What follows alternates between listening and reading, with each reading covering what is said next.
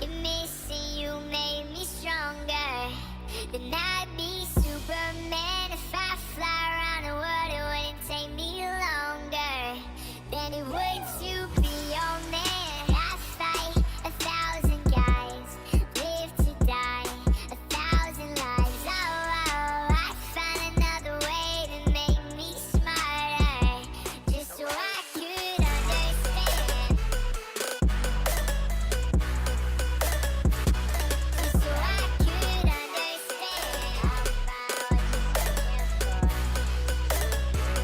what it takes to be your man. Take the clothes right off my back, put the knife against my throat. Say you leave and won't come back, but I'll find a way to forgive you. Cut the strings off my guitar, stomp your heels into my toes, steal the keys right out my car, and I'll find a way to forgive you. I fight 1,000 guys, live to die 1,000 lives. Oh, I find another way to make me smarter, just so I could understand. What you looking for, lead you away, just so I could understand what it takes to be your man.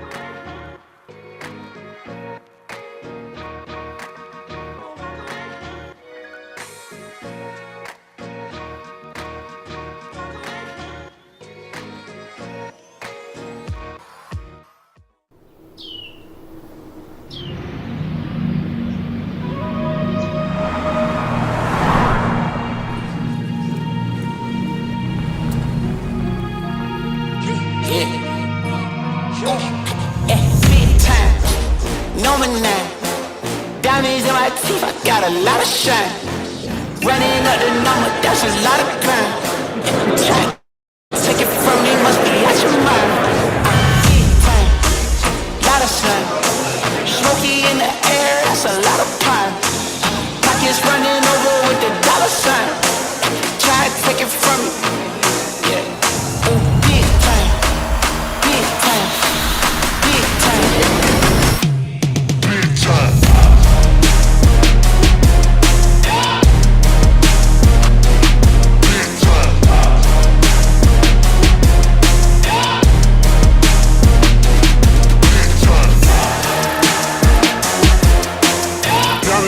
If I got a lot of shine, running out the numbers, that's a lot of grind. Try and take it from me, must be out your mind. I'm big time, lot of slams. Smoky in the air, that's a lot of crime. Pockets running over with the dollar sign.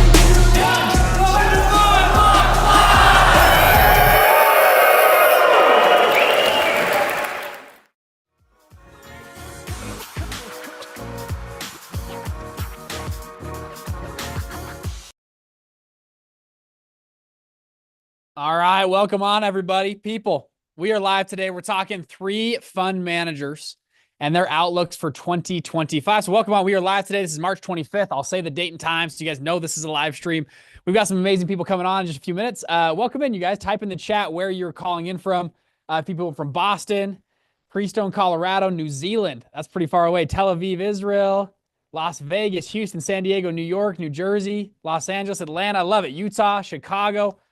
Welcome in. We got our fund launch community, the Wall Street Rebels, out today. So welcome in today. We've got a great call for y'all. We're going to dive right in and just get moving. If people are late, they're late, and they can figure it out later. They can watch the replay later. So today, this is a fun call. We've done this in the past. This is one of our most highly reviewed calls where we would talk what is going on right now, what is happening in the world. Today, we're going to talk about all sorts of stuff. And actually, I'm going to pull my screen up here. Let's see if it'll work.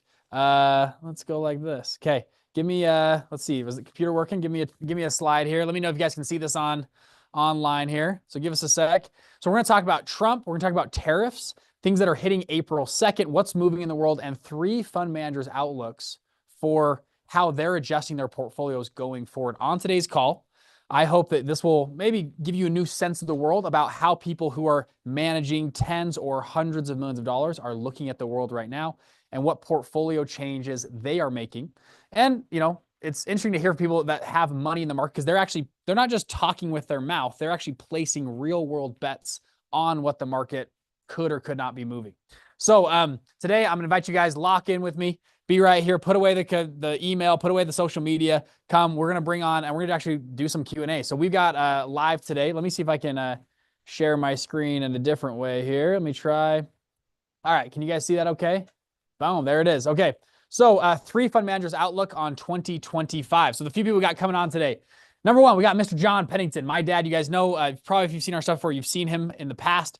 John Pennington, co-founder of a deca-billion-dollar family of funds. Now since retired, they have IPO in the New York Stock Exchange.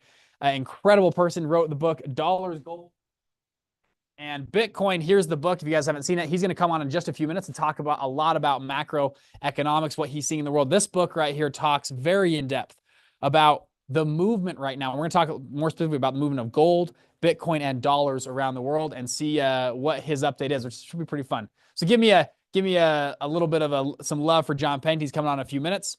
Next up, we're going to have Jacques Bazinet. Jacques is a real estate developer and has done incredible work in the real estate industry, 37 years in this industry. Jacques has done hundreds of millions of dollars of deals. Right now, he is raising a $200 million fund, and he's actually a portfolio fund out of Fund Launch Partners. You're going to love Jacques. He'll be live in here in a few minutes as well, talking all about how the world right now is shifting to affect real estate.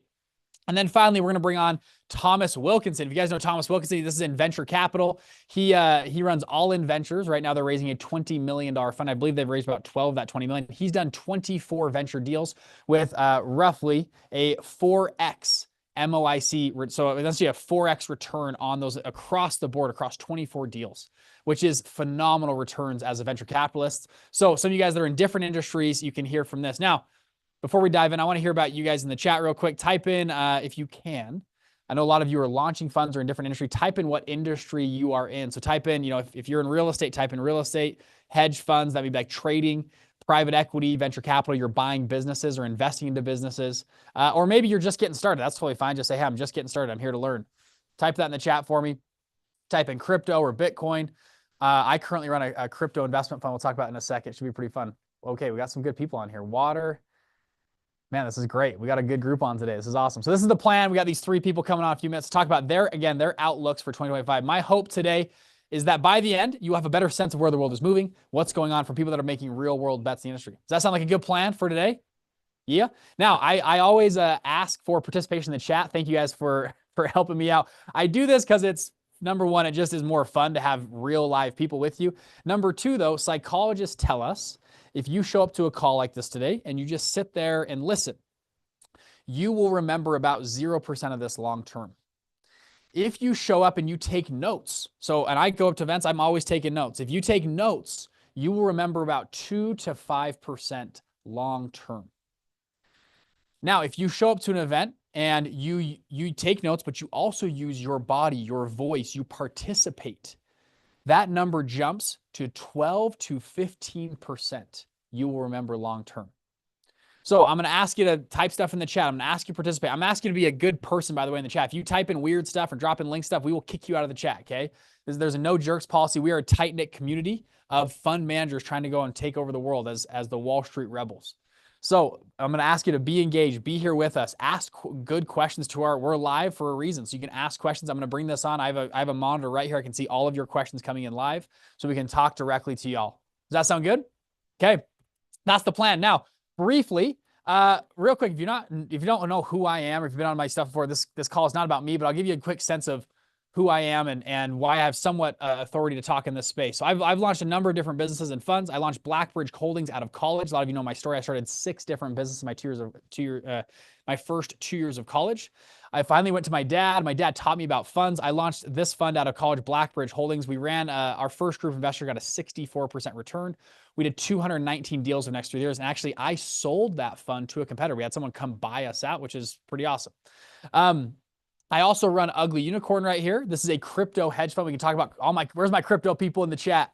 Anybody crypto person? Yeah, we're not, anyway, most crypto people are kind of quiet right now because crypto's been down pretty bad, but it's coming back. We've been buying a lot during this dip, and they will all be crying here that they didn't buy in a few months. Anyways, we can talk about crypto volatility right now. This is a short-term drop. We believe we're still in this market cycle right now. These 4-year cycles we're in for crypto.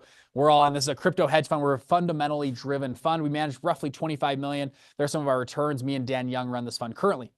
Now, over the last few years, we've had a number of people ask myself, my dad, my brother is also an investment funds attorney. They asked us how do you guys do funds? How are funds put together? How do you guys run and do these things? And we're in Utah, for crying out loud. We didn't go to Wall Street. We didn't work on, we didn't go to some Ivy League school. How did a couple of somewhat regular people in Utah, of all places, figure out this game of investment funds? And so we started a couple of years ago, we started to put together some videos online, and I'd ran my funds in college. My brother was an investment funds attorney. My dad had run his huge funds, and we started to put these videos together. And, has anybody ever made videos before of themselves? First off, it's terribly hard.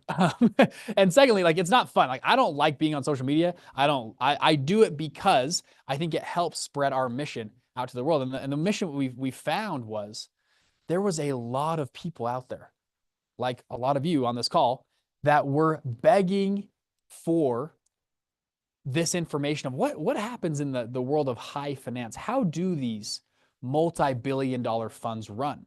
How do you conglomerate, $150 million together to go and buy a building? And what do you do with that? How does these firms, these big private equity firms, go and buy huge companies and take them public and take them private? And how does this whole thing work? So we started to make videos about this online. Now, if you've ever made videos before, we made a little course. You hope maybe 50 people or 100 people or 200 people take your course, right? Have anybody done this before? Crazy enough, for the last few years, we've had, and I'll share my screen again, over 100,000 people take one of our programs at Fund Launch. We have free training. Our mission at Fund Launch is to democratize Wall Street, to make high finance, this world of private equity, hedge funds, venture capital funds, accessible to all. That is our mission statement. So we have 100,000+. Anybody type a yes in our chat if you've taken one of our courses online. We have a free course on funds. Furthermore, we also have a new product we put out called Alt Street, which is a very, very cool product. I'll actually show you guys real briefly. Anybody been in Alt Street yet? Alt Street is so dang cool. It's a fully free platform. We went and interviewed some of the top fund managers on earth, and we had people from masterclass come. We custom built a full platform. You can come and see. This is actually my dad's class right here that popped up. You can come and learn from these incredible experts on fund management for free. Okay, totally for free. It's altstreet.com or altstreet.org. You can come watch. This is my dad speaking. We have other people. All these people run, $100 million or billion-dollar funds. You have Neil Bawa talking here, some incredible classes, all on this, totally for free. There's Lincoln talking about GP stakes funds, all very high-quality content that you guys can go and check out. Our mission is to democratize wealth. That's why I do these webinars. That's why I do these calls, etc. Now, from there, so I'm coming back here.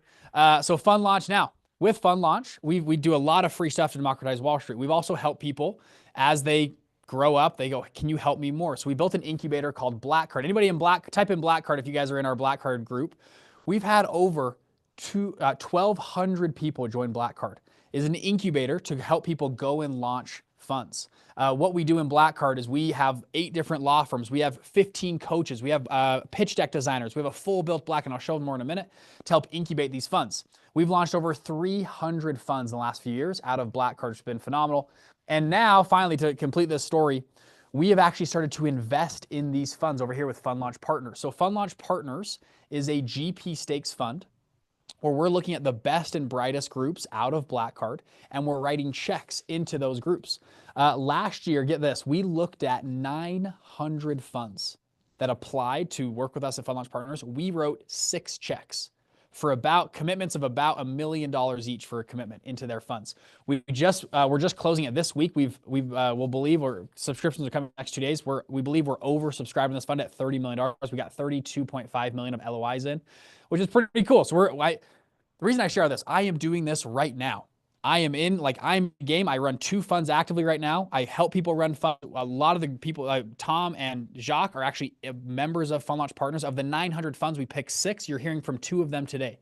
These are phenomenal funds. You guys can see and hear what these fund managers are doing. Okay, this is me and Mason, my co-founder.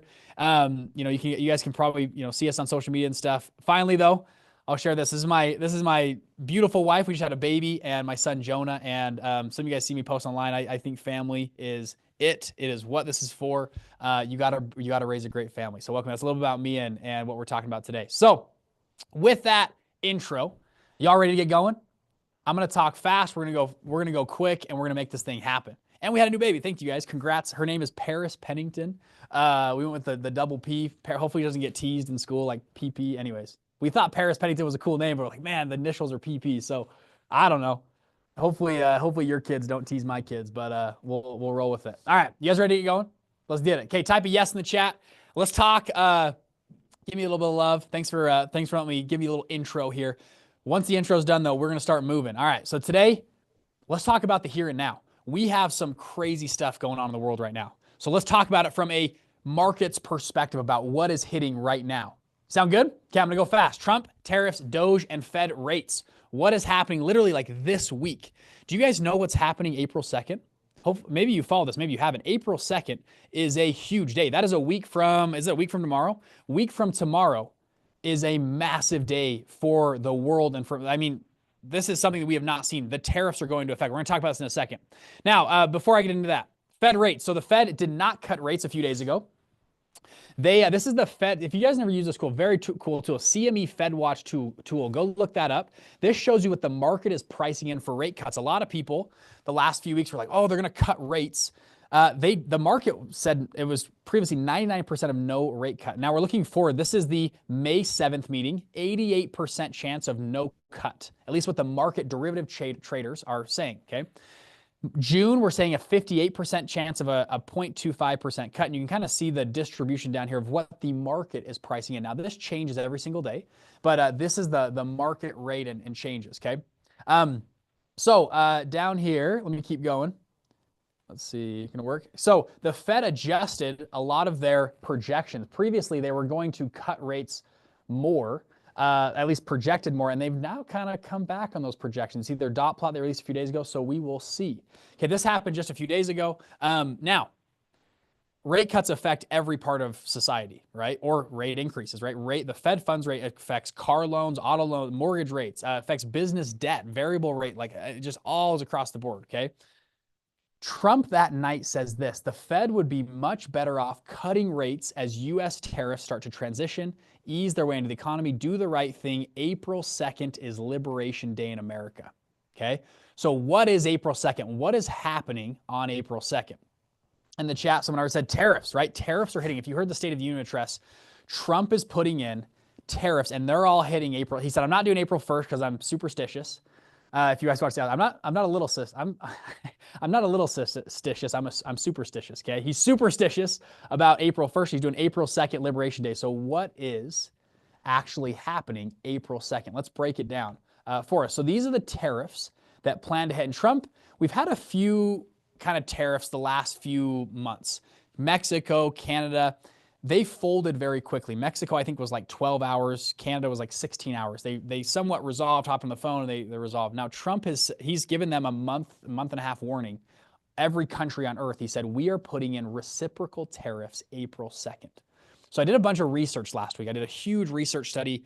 What do these tariffs mean? We've really never seen this much economic warfare at once.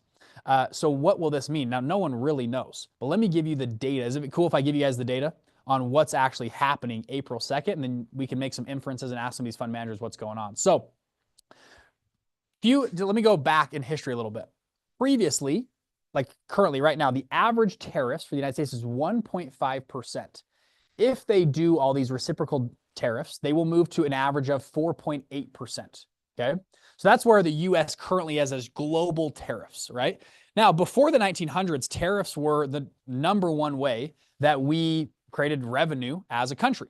Now, since then, World War II, we couldn't do tariffs much, but then we moved to a more tax-based system over this last century. So Trump's saying we can go back, make America great again. He wants to put on reciprocal tariffs so that other countries either pay or lower their tariffs. Now, Trump keeps saying we're getting ripped off by other countries, right? So what does that mean? And then furthermore, we're going to talk about what these reciprocal tariffs are. He said for Canada and Mexico tariffs would go into effect to help with border, and he's actually just kind of taking these away. He said really April 2nd is all about reciprocal tariffs. So let me give you an example of a few of these tariffs. This is what India currently charges tariffs on us, and they've done this for years. 50% tariff on motorcycles. So if we have a Harley Davidson or a other motorcycle developed in the United States, 50% tariff. 150% on whiskey and alcohol. So, Anheuser-Busch, all that kind of stuff, okay? 150%, 20 to 70% on almonds and apples. This is what India currently charges. Again, if you remember, our average tariff is 1.5%, to put it in perspective. This is what India charges us. This is what Europe charges us. 10% on automobiles, 25% on whiskey, 25% on jeans, 25% on cranberries and orange juice. So again, and our tariff on them is 2.5% on automobiles. So if we make a Ford in the United States, we send it to Europe, it's a 2.5% tariff. If they make an automobile, but if they have a Mercedes they make in Europe and they send to us, 2.5% tariff. If we send a Ford to them, 10% tariff, 5 times bigger than what we charge them. Okay, this is what Trump means by we're getting ripped off. China to the U.S., this is what China charges us. 25% on soybeans, 72% on pork products. 72%, 25% on automobiles, 25% on LNG, 25% on coal, okay? I'm just giving you the data here. You guys can inference what you want. Canada, the U.S., Canada charges 270% on dairy products, which is absurd for a tariff.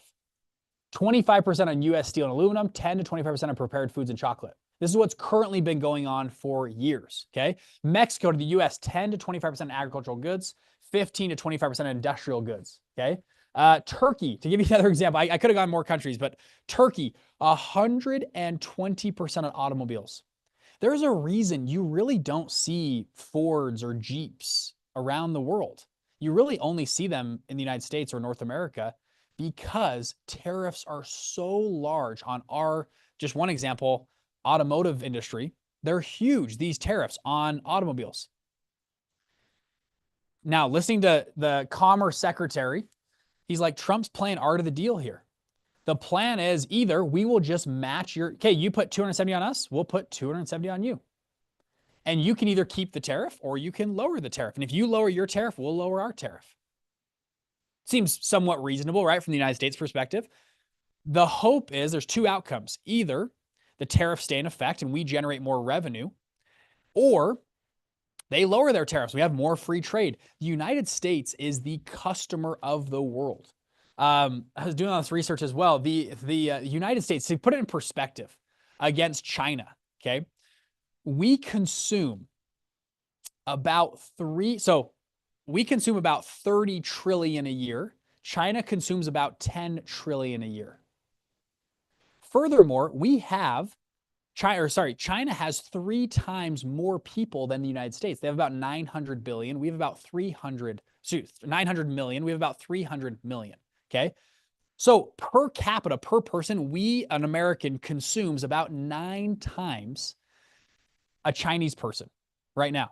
We are the consumer of the world. Everyone sells to us. We give them relatively no tariffs, and then they tariff us, right? So this is what I'm not telling you who to vote for, what to think. I'm just telling you what the Trump administration is thinking here, okay? This is their plan, all right? So that's on the tariff side of things. Is this making sense? Is this helpful at all? Give me like a yes, this is making sense, okay?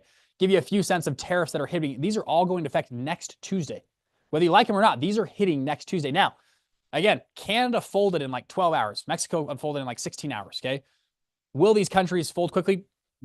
Probably, maybe even before April 2nd, right? You're putting, whether you love him or hate him, Trump is, you could argue, the best negotiator on earth with the best hand on earth, right? Like the United States country is the greatest, most powerful, most influential country on earth. And you give one of the strongest negotiators ever with the greatest hand on earth, it's probably going to go one-sided. So we'll see. Now, furthermore, with the Trump plan, what's happening? You have the Doge cuts, okay? Their current plan is to get to a 2% deficit to GDP ratio. So I'm kind of shifting gears here. You guys cool? You guys following along? So if you look at historical trends here, you see back to 2000, you can see deficit percent to GDP. It jumped to 9.8 in 2009. It came back down. We're floating around 6 to 8% here on a deficit to GDP ratio. You can look at another one. It's debt to GDP ratio. We're well over at 120%. They want to cut that back down and maybe get to a surplus here, okay? So you have Doge cuts. This has been very popular news. I won't go over this again. But cutting out, again, it's not Department of ending the government. It's Department of Government efficiency. Can we cut out things that are inefficient anymore? For example, they found 36,000 Adobe Creative Cloud accounts that weren't being used. Stuff like this, stuff that's just been forgot about and not used, okay? We'll see how this plays out with Elon, but the plan is to cut government spending. Ray Dalio here, he just published a huge paper. You guys have seen his books, one of the most successful fund managers of all time. He says, he goes, I believe the United States, we're in this long-term debt cycle. We are on life support right now. We need to cut anywhere from 800 billion to 2 trillion right now. Like not later, like now. If we don't, we may spiral into this, what they call a debt spiral, and our dollar and currency may never recover. Okay. This is one of the most influential fund managers of all time, Ray Dalio, ran Bridgewater. Go look him up. He's been on a press tour right now. Like this needs to happen now, which is interesting that, you have Doge, the Trump team coming in to cut drastically, okay, to get back down, maybe even get to a surplus, maybe back to the the Bill Clinton era in the 90s. We had a government surplus. I love this tweet. I thought it was pretty funny. Only Trump could make liberals hate electric cars. I thought this was hilarious. Whether you love it or hate, I thought that was pretty funny. Now I'm going to say this. I'm going to pause for a second. I don't care who you voted for. Okay. I don't care who I voted for. I'm just telling you what the plan is right now. Whether you love Trump or hate Trump or whatever, I don't care. And furthermore, I've had leaders get elected that I have not voted for previously. I'll say straight up, I did not vote for Joe Biden in 2020. Okay. I did not. However, I rooted for the guy. I was like, when Biden got in and I'm like, dude, okay, go crush it. Like, I want Biden to succeed. I was like, I want Biden to crush it. I live in America. I want his plan to work. I want us to get out. And at the time, it was like COVID and all these other things. Like, I'm rooting for the guy. Okay. Same with Trump. I'm rooting for the plan. Like, whoever's in power, like, I'm rooting for him. Now, when the next election season comes around, yeah, we can vote and make our voices heard. But at the time, I'm rooting for the guy. Okay. Now, this is the other side of the thing. So we're looking to cut. This is Howard Lutnick. His plan, he's the Secretary of Commerce, is to raise $1 trillion, okay? He wants to do that through a few ways. Tariff other countries, which we just talked about. They've announced a $5 million gold card. Again, we're trying to cut $1 trillion and raise $1 trillion here. Can we do that to balance the budget? They've issued this $5 million gold card. He announced last week. They announced this right away. So $5 million, it's a visa you can buy and you get, essentially citizenship in the United States. They sold 1,000 of them the first day. That generated $5 billion in revenue in one day. Isn't that crazy? Okay. They said if they sell, they believe 28 million people on Earth could buy one of these. Okay. If they sell roughly 6 million of them, they could pay off the entire $36 trillion debt just with these gold cards. They sold 1,000 of them in one day. Isn't that wild? Okay. We'll see. Okay. Again, I'm rooting for the guy. I'm hoping it works. I'm hoping the plan works. They want to unlock natural, export domestic natural minerals and encourage foreign investment in the United States. Okay. This is so far, this is what they've had for foreign investment in the United States. You can see UAE has committed 1.4 trillion, Saudi Arabia 600 billion, 20 billion by Hyundai, 500 billion by Apple. You can see the list down here. These are already in the first month what countries or companies have committed to investment in the United States. Isn't that kind of cool? Okay. So again, I'm coming down here. If we can this is the plan. They cut $1 trillion from Elon. They raise $1 trillion from Howard Lutnick to hopefully balance this huge deficit that we have of this a $2 trillion change in deficit. Now, if you listen to Elon, he's like, we're going to get to $2 trillion. This guy's like, I'm going to get to $2 trillion. Maybe it's $4 trillion. But the current plan is to get to $1 trillion of cut and $1 trillion raised. Okay. Now, is this making sense? You guys following along? Feeling good? Is this good? Should I keep going? Am I triggering too many people in here? I'm rooting for the guy. I'm rooting for whoever's in office. I'm like, please, I hope your plan works. Because, man, most people are decently smart. Hopefully, we can make this thing happen. Now, let me share a couple problems or headwinds that they are running into right now. We have, this is Scott Bazinet, the new Treasury Secretary, former hedge fund manager. Something really cool. They are, in my opinion, bringing in some of the greatest entrepreneurs and people on earth. Now, you might think they're evil or bad, or whatever, but you can't argue. Elon Musk is the greatest entrepreneur of our generation, maybe ever. Absolutely phenomenal. Howard Lutnick has built huge, incredible businesses. Scott Bazinet, amazing fund manager. These guys are some of the smartest, most capable people on earth, which is crazy. Okay, he mentioned this last week. Interest payments on current debt are about $800 billion a year, going to $1.2 trillion. This is just the interest payments on current debt. Okay. Now, the average interest rate on our $36 trillion is at 3.28%. That's the average interest rate. Now, what are rates right now? 5.5, 5.25, right? And there's usually a little premium on those sometimes. Okay, with high rates, sorry for the typo there, this short-term debt will be refinanced at higher rates. Okay, now this is a huge headwind and problem. I'll put this into perspective too. So let's call this around $1 trillion, 800 billion to 1.2 trillion of just interest payments. So that's about the same size as our defense budget every year. Okay, our defense budget is roughly 900 billion. Okay, this is crazy. Our defense budget for military spending is larger than the next 10 countries combined. Let me say that again. If you combine the next 10 countries, their defense budget, all 10 countries, our budget per year is still larger, okay, which is wild. Furthermore, the interest payments that we are paying on our debt is larger than that. Okay, we're talking about very, very large numbers here. One of the problems is, and I really don't know why, Janet Yellen here, former Treasury Secretary, they raised about 6.4 trillion of treasuries, over the last few years, all in short-term treasuries. They had to, now those are hitting right now. They're going to have to refinance the average treasury rates at 3.28%. They're going to have to refinance them at 4.25%, 4.5%. And the Fed's not lowering rates, at least anytime soon. So a lot of these 6.4 trillion are now going to be refinanced at higher rates, which makes this job even harder to cut $1 trillion and raise $1 trillion. Okay. But we'll see what they can do. Scott Bazinet, they're smart people. We'll see what they can figure out. Okay. So that's kind of what's going on. Is this useful at all? Give you a little sense of the world. So if I was to summarize the Trump plan, what's happening again, April 2nd, I mean, next week, this is going into effect. Number one, we want to cut spending to get to a 2% deficit to GDP ratio. All right. Number two, we want to increase government income. We're going to do that through a couple ways. Tariffs, increased minerals and oil production, and gold cards for immigrants. We're going to raise, like think about a business. We're going to get more income and we're going to cut the spending, right? To hopefully balance a budget. We're going to lower rates. So hopefully we can stimulate the economy and not to refinance $6.4 trillion of short-term debts. Okay. That's the plan there. Increase productivity. All right. Crypto and AI capital of the world. Encourage foreign investment in the United States to equal the golden age of America. All right. Now, again, I'm going to say it again. I don't care who you voted for, but if they can do this, that sounds freaking awesome. I would love to live in the golden age of America. I don't care who you voted for. Man, I want to live in the golden age of America. Hopefully they can come to this. Now, even if they do, everything's not going to be perfect. If they go cut, they're going to cut, I bet 20% of the stuff they cut is not correct. But if at least they can do 80% correct, I mean, that would be phenomenal, right? And then they can build back and go from there. But this is, if again, listening to Ray Dalio, he's like, we are on life support right now. As the fiscal state of the country, we are on life support. And I believe they see this mandate and it's got to happen fast.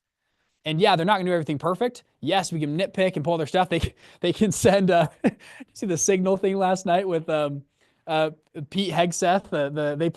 They put a reporter in the group and he was like, man, that's not good. They're going to make mistakes for sure. But can they do 80% of this, 90% of this? Like, man, that would be, I think, pretty phenomenal. Now, how does this make sense for us? So let me come back to this. Let me bring this back. Everyone wants to be all political. Go on Twitter if you want to be political. This is not supposed to be a political call. What this call is for. What does this mean for us? Okay? What does this mean for us? Now, you can go argue, and this is not going to work, blah, blah, blah. Okay. Well, no one really cares what we think on Twitter or whatever. Like, we voted. Okay? That's about all we have. So what can we do now? What's our decision now? We have a choice. If there's a wealth gap dividing, you can either be on the poor side or the rich side. I can't determine what's happening. I can't make the change. Bridger, Pennington, in Utah, at least currently, I don't know how to change that. But I can make sure my family and my team can now be on the good side of the wealth gap, for example. Or how do I capitalize on what's going on? Guess what? I made tons of money when Biden was president. I made tons of money during COVID. I'm hopefully going to make tons of money during the Trump administration. Okay. Personally, I can't go and control all this stuff. I'm sitting here like, how do I make sure that this works out well for me and my community and my family, the people around me? Again, our mission is to democratize Wall Street, to make these things known to you. Does that sound fair? Okay. So give me a yes in the chat. You guys cool with that? So let's talk about what this makes sense for us. Give me a yes here. So let's talk about emerging fund managers, about you guys, us. Emerging fund managers, this is an interesting chart here, shows additional return above, this is private equity, real estate, venture capital. Fund managers tend to outperform larger funds over $1 billion. Why? Because they have smaller markets that are more inefficient, leading to greater potential opportunities, okay? Furthermore, there right now are 3 companies taking over the world: Vanguard, State Street, Blackheart. Some of you have heard me talk about this before. They manage $22 trillion in assets. These 3 companies they are the top shareholders in like 493 of the Fortune 500. Okay. These companies control like everything. What's the job of a CEO? Anybody in the chat? What's the job of a CEO? The job of a CEO is to return and increase shareholder value. So when your largest shareholder, BlackRock, comes to you and says, we need to push a certain ESG initiative, like they did a decade ago, guess what you do? You push an ESG initiative. Did you ever wonder how all these companies like woke up overnight and all of a sudden they were pushing ESG initiative? It's because BlackRock mandated it. Now in 2019, they kind of said, well, ESG stands for environmental, social, and governance. They kind of go save the world, save the planet, save other things. Like, let's go do this which is a cool concept. They said in 2019, they kind of backed away from it. Like, well, it didn't really go as intended. Okay, I didn't really go as intended. So, tough, right? But that's how they got them all on board. Furthermore, we are seeing, anybody in real estate? Where's my real estate people? We are seeing real estate being rolled up. 1 in 7 homes were purchased by Wall Street in 2021. 1 in 5 were purchased in 2022. And I believe in 2023 it was 1 in 3 residential homes purchased by Wall Street. Okay. Furthermore, we are seeing industries being consolidated right now. TV, news, food production, accounting, car washes, Amazon, food franchises, chiropractic, okay? We are seeing mass consolidation efforts across the board. It is right in front of us. I'm going to share this video. Let me reshare my screen. This just shows you how consolidated our world is, okay? The sharing of biased and false news has become all too common on social media. More alarming, some media outlets publish these same fake stories without checking facts first. The sharing of biased and false news has become all too common on social media. More alarming, some media outlets publish these same fake stories without checking facts first. Unfortunately, some members of the media use their platforms to push their own personal bias and agenda to control exactly what people think, and this is extremely dangerous to our democracy. This is extremely dangerous to our democracy. This is extremely dangerous to our democracy. This is extremely dangerous to our democracy. This is extremely dangerous to our democracy. This is extremely dangerous to our democracy. This is extremely dangerous to our democracy. This is extremely dangerous to our democracy. They were so disrespectful. They called me a white supremacist. Oh, we had a different thing. There we go. Sorry, there's a little echo on that. So you can kind of see one group controls all those local news channels. Isn't that kind of crazy? Let me turn this off real quick. Let me try one more time. Let me go to the next one. So this is a mass consolidation across industries. Here's another consolidation. Here it is. Boom. Here's news and media companies. I'm going to go fast through this. This is the food and food products that control pretty much everything me and you eat. Okay. We are seeing mass consolidation across the world right now. Okay. So how do we play in this game? Like, what do we do? Again, back to this. People are like, I'm going to go argue on Twitter. Okay. Well, what does this mean for us? Okay. What does it mean for you and me? How do we play in this game? We are seeing this mass rise of retail investors right now. In 2010, 11% of equity markets were retail, 25% in 2023. We are seeing the rise of the people literally playing in this game. Our goal at Fund Launch, again, is to democratize Wall Street, to give you the same tools that these people in power have. They all used funds to acquire and consolidate these industries. They used investment funds. Whether you like it or not, that's what they did. We want you guys to play in this same game. That's why we call ourselves the Wall Street Rebels. We want more people like us, regular people, to decentralize and spread this out amongst the people, okay? Right now, we have huge spikes and mass amounts of dry powder. I'm going to go quick through this because we're over on time.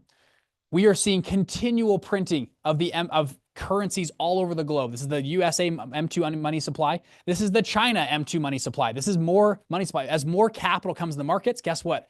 Asset prices go up, generally speaking, okay? We have an amazing chance to capitalize on what's going on right now as a group and as a community, okay? This is why I go so in depth on like trying to help more people figure out this game. Okay. I want more people to understand what the actual game that is being played and how you can not just watch the game, but actually be in the game. Okay. And that's why we're bringing on 3 fund managers to talk about this today. Okay. So again, or I think I already shared these slides. This is what we're doing today. So is that interesting at all? Give you some data. Okay. Now we teach this through the fund launch form. It's a 4-step formula on how to launch funds. Okay. And I'll share here. We help people launch these funds all over and across the board. I'm going to share my screen here, and then we're going to bring on Mr. John Pennington here in about 2 minutes. Does that sound cool with you guys? And he's going to talk through furthermore on what he's seeing in the market right now. Maybe you want to share my screen. Let's try here. Can you guys see that okay? So we'll come back to this in a minute, but we share how do you actually go and launch these types of funds. You can see the fund launch formula here on the screen. This is how there we go. This is how we go and approach the market. So we walk through, these are all different frameworks. We can hit some of these in the Q&A, but how we work on the deal, we move to the frame stage, how we go out and raise capital, and furthermore, how do we go and actually launch the legal fund. Now, last thing I'll say, and I'm going to get my dad kind of prepped. Maybe if he can hear me, he can start coming to the studio here in just a minute or two. We help people go and build funds that investors want. Our whole goal is that how do we produce, anybody can go, buy legal docs. Can you build a fund that's, investors want versus just a stinky fish on a platter, right? How do you build something of quality and high approach that you can capitalize in the market right now? We have a product called Black Card. If you guys know, we'll talk about this more in a minute, but we help people through this whole thing. And today I wanted to share, oh yeah, we're getting him set up here. With the fund launch formula, we help people, our mission at Fund Launch to help people do this. We help people come through and going through Asset Track. We help them figure out if they're doing a private equity, a venture capital fund, a hedge fund, a real estate fund, a private credit fund.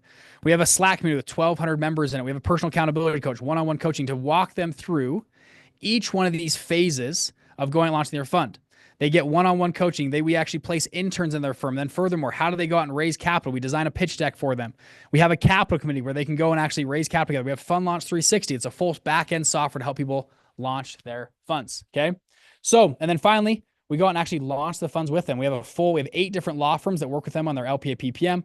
We coach them through this process to make sure it's done in the right way. If I was to summarize kind of what we do at Fund Launch, we have all these different groups here, all think tanking you and helping you go and capitalize on the market right now. Okay. That's the plan. Now, if you're interested in this is not for everybody. What we do at Fund Launch, we help people do this. We've had hundreds of members come through. You're actually going to hear from Jacques here in a minute right there. There he is. We help people go and build out their entire funds with them. If that's interesting to you, there's a link right here, fundlaunch.com/demo. If you want to learn more about how we actually build funds, how we put them together, that's the link. You guys can go. We only have a handful of calls available. You guys can go book a call there. Now, we're doing something special by the end of the month before the tariffs hit. If you wanted to get into this space, generally speaking, Black Card, it depends on what you want. So it's variable. It's about anywhere from $20K to about $45K to go and launch an entire fund, which is a screaming deal to go and launch funds. A lot of funds are 50 grand, 70 grand, 100 grand. We get economy of scale to do this. If you're curious about launching a fund and want to hear more and talk to one of our team members, you can go book a call here, and we're doing something cool where you can actually join for just $5K down. We're doing special payment plans, so you can join for just $5K down over the next 6, 12, 18 months. You can do it on a payment plan and go out and figure out how you can play in this game at a different level. So again, there's the link, fundlaunch.com/demo. You guys can grab that link right there. Go book a call. Give you guys a minute or two here. We have a deadline this week on Friday to join. We have this, you can pay $5K down and get started in this process. We've helped now hundreds of people launch their funds. I think now it's over 300 plus people. Our clients currently manage $4.7 billion of AUM. These are untraditional fund managers all right here. So if you guys want to get a part of that, again, we'll leave this live one more time. And Adam's on my team. He's dropping a link in the chat here, fundlaunch.com/demo. Okay, I'll leave this live. We're going to bring John Pennington on a second. So let's bring him. I'm going to move my chair here. We're going to get him live. You guys can, while we're setting it up, you guys can grab that link. So we'll grab John here. Now, let me give you, while we're setting this up, and while you're grabbing this link, let me give you a background on John. A lot of you guys know John, our community, co-founder of when you retired, $28 billion family of funds. Yes. You guys IPO on the New York Stock Exchange. You're now retired. That's cool. You've run multiple funds prior to this as well. And you're my dad as well, which is pretty darn cool. Also, and maybe put us full screen if you want for now. Also the author of this book, Dollars, Gold, and Bitcoin, talking all about currency and macroeconomics, about how dollars work, gold, and Bitcoin, I guess, from just how you're the luckiest person in the world to be born in the United States, or when you moved to the United States, that was your lottery ticket. If you're an entrepreneur, I don't know if we're the best at math. I don't know if we're the best at whatever, but I know something. If you're an entrepreneur and you want to live in the greatest country in the world, the greatest country for entrepreneurs is the United States. So the day you were born here or the day you moved here and you're an entrepreneur, that was your lottery ticket. That's my theory. Yeah. I love it. So if you guys can, give John a hello in the chat. Give him a yes, give him an emoji or something in the chat. Give him some love. So Dad, today we're talking 2025 outlook from 3 fund managers. Yep. I'm a retired fund manager. You're retired, yes. Retired fund manager. Give us your take. You probably just heard me give you the take on what's happening currently. That was really good, actually. So what does that mean for you? What does that mean for me? What does that mean for someone on this call that's like, what do I do with that information? What do you think? Okay, yeah, that's a big question because you've went over a lot of stuff in the last 20, 30 minutes. Appreciate that. I would let me transition just really quick to what you closed with, okay, about the boomers and having all this wealth to transfer. Yeah.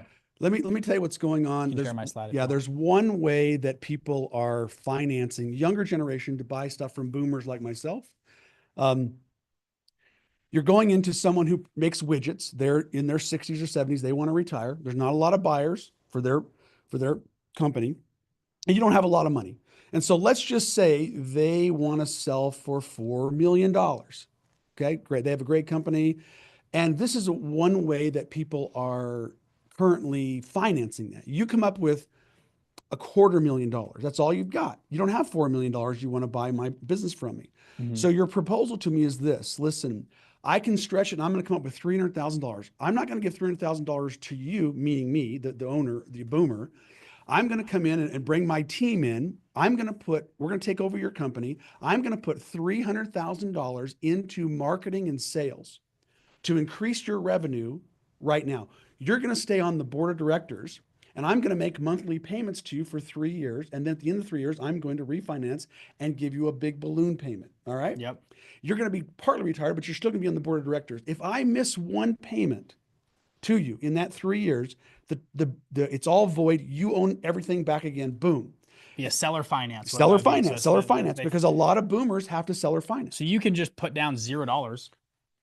Zero down, but you are throwing $300,000 or $400,000 in marketing and sales because you believe you're going to buy this company, and you believe in that example, yeah, you're going to increase. You're going to take this company to a different level. Yeah, you're just not going to run it the same way. You're going to increase it. Okay, so why don't you do it right up front, the first 6-7 months? So at the end of 6 or 7 months, if you miss a payment to me, my company should technically already be way bigger, way stronger, more sales, more revenue, more everything. Right. Yep. And so that's a way that I think that's a way that people. That's one way that people now. Entry level way that you could capitalize on what's going on right now. That's right. Find a baby boomer that wants out of their business. Yep. Do a seller finance deal. Yep. Put in some growth capital and capitalize on some decent economic trends, maybe heading in. Hopefully, if you look at the right business, see if you can actually grow it, make sure you can actually do it in that direction. Very cool. Yeah. So back to your other question. Okay. So this is the problem. I have an economics degree and I love studying economics, as you know. It's fun. There's about, since 1971, when we went off the gold standard of the US dollar, about every 10 years, the world goes boom, right? Boom. And there's big opportunity. So 1971, almost to 1989, when Ronald Reagan told President Gorbachev, hey, tear this wall down, and the Soviet Union collapsed. Big moments. You can make a lot of money. Okay. In the year 2000, you had the dot-com bubble crash, okay? In the year 2008, 9, and about every 10 years, 8, 9, you had the Great Recession. And then in 2020, you've got the COVID, right? Yeah. And so a lot of money is made by fund managers when that world goes boom, okay? Okay, here are the issues for economics people right now. You have things that are going on that's never happened before. You have a government, the greatest government in the world, or the biggest government in the world, spending $1 trillion every 90 days. No one's ever done that. Yeah. It's hard to have a recession when everyone's got $1 trillion going out, right? Not a lot of people, you're going to lose some jobs and stuff, but it's really hard to have a deep recession. So much cash. It drops. We've seen this. There's a book that came out called Permacrisis. Yeah. It feels like we've lived in every crisis. Oh, it's a crisis now and a crisis. And then you look back like, oh, that didn't happen. Like, remember last August, there was the carry yen trade, and it was going to be Black Monday. That's right. And everyone was worried the VIX spiked, and it was the Great Depression for 2 days. Right. And there was so much cash flush that people just bought up the dip. We've seen that a number of times. We had the regional banking crash 2 years ago. People forget about that. Remember how scary that was? Oh my gosh, the banks are going to fall. There was so much cash just came in flush. So that's a problem that you're seeing right now is how do you put that into an economic model? Yes. And just not the US government, every country on earth is doing that. Everyone's trying to China's M2 money supply just spiked drastically, right? Yeah, they print more money than us, even though that's pretty hard.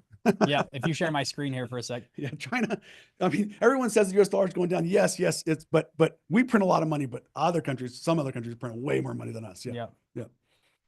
So what else do you think? How do you So you have 4 things that are confusing economic models right now. $1 trillion every 90 days you're spending. You have AI, which has never been around before. That's a big deal for people, right? Very Bitcoin. Deflationary, Bitcoin. And then now you have Trump, who is a businessman running the country. Now, let me talk to you about 2 businessmen. Ronald Reagan he was a governor, he was an actor, but he was a governor of California, which is a business, okay? And he ran that state very well. And when he came into office to stimulate the economy, he on purpose tried to push the dollar low. Okay. Because when you have a low dollar, it helps exports, right? And I took advantage of that. As you know, I had a used jean company, and my two partners moved to southern Germany, and we collected used jeans all over the United States, in the Western United States, and sent them, washed them, dyed them. We sent them over to Germany. We sold them into Prague and all these countries that couldn't get Levi 501 button fly jeans, the number one jean, or the first jean ever made by Mr. Levi Strauss in San Francisco, California. There was a low dollar for years and years of Reagan. And then as the dollar started to go up, that kind of ended my business. We ran that business for about 9 years until the dollar got really strong. Okay. I believe President Trump is going to try to get the dollar low on purpose to increase exports, meaning more people will be working here exporting their products. Other countries are going to battle that back and forth. Now, think about a tariff. When you put up a tariff, okay, and you have to understand our book and we wrote about oil and you're with your brother, oil, okay, and other products. If you are a country and you have big tariff, you are sending your products to the United States, okay, and they're sending you US dollars. And then you can take those US dollars and buy a lot of things around the world, okay?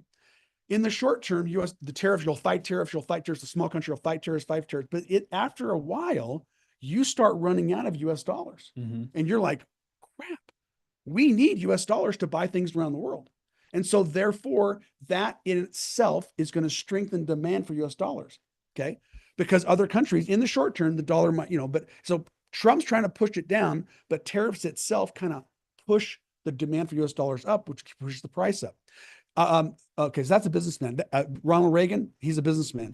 Trying to figure out. Think about the guy, or is it a lady or a man in El Salvador?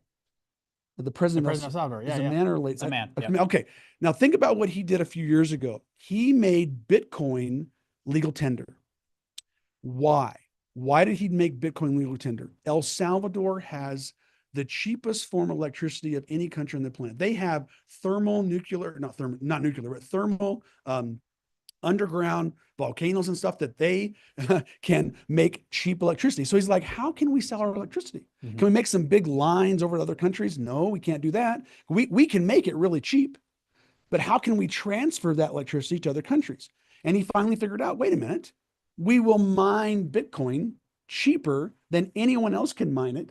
And then we will sell the Bitcoin. That's how he's transferring his low electric costs.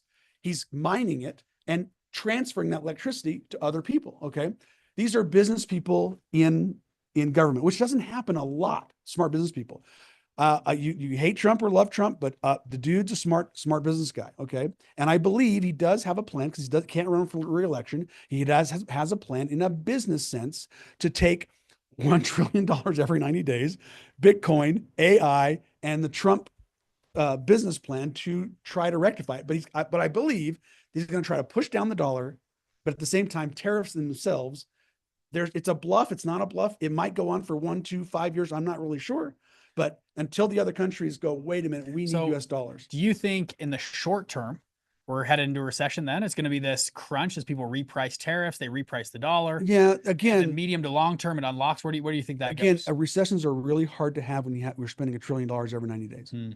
So yes, but you've heard this for years. Oh, we're going to have a rough landing. We're going to have a recession. Yeah. And then Powell says we're going to do a soft landing, and everyone criticized Powell. Soft landing, soft landing. Well, he kind of did it. It seems like a soft landing. He kind of did it. If you go back 2 or 3 years, everyone was just harping on the dude, and now it's I haven't seen a rough landing. I've seen a downward, but I haven't seen a rough landing. Now, an interesting stat on this too. A number of economists have talked about this.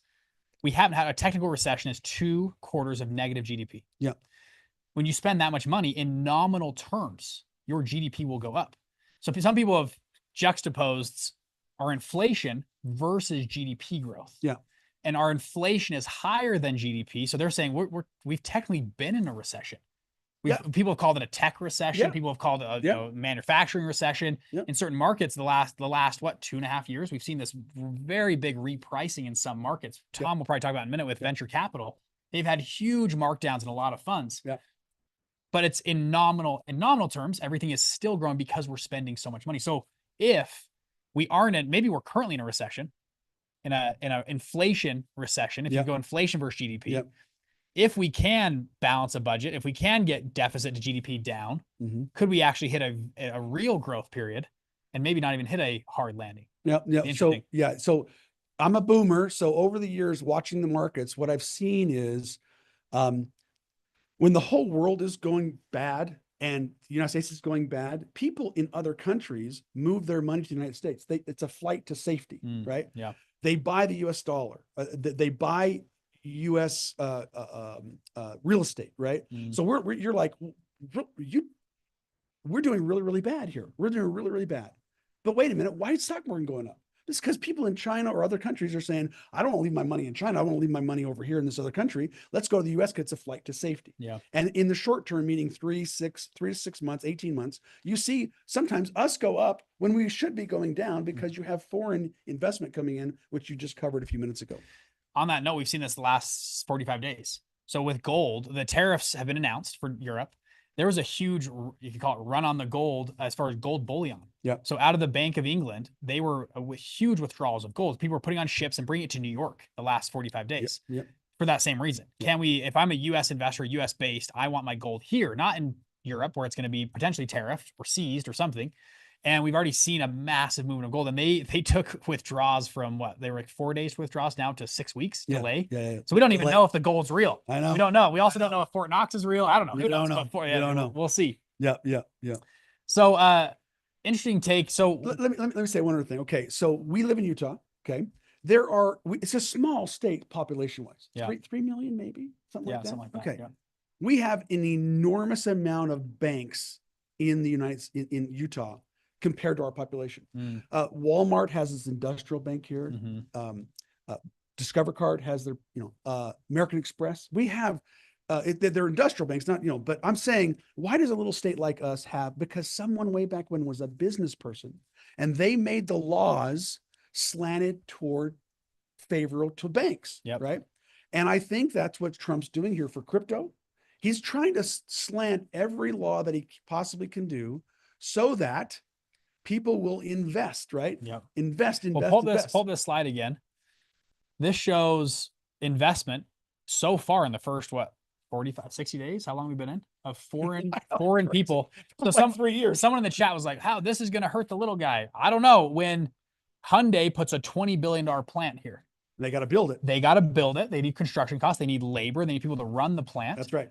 I think that'll help the little guy in Indiana, Indiana, that's going to have a Hyundai plant nearby, That's or right. Eli Lilly or Merrick or Johnson & Johnson puts $55 billion here. When Taiwan Semiconductor wants to build a $100 billion plant here, I think that helps a lot. So foreign investment is massive. In economics, there's a thing called the multiplier effect. Okay, so think about a little town. Let's just say, in Montana, that's 3,000 people. Okay, they got a couple of dentists. Okay, they got a couple of hamburger shops. Okay, and if you've got and you got a couple of guys, let's say that make wheat, they grow wheat, okay, or cattle. And let's say you have $1 in that little town, and the dentist goes down and buys a hamburger, and the hamburger guys goes buy some beef, and the beef guy has his teeth drilled on, and that $1 circulates like this. Okay, that's just a closed economy. All right.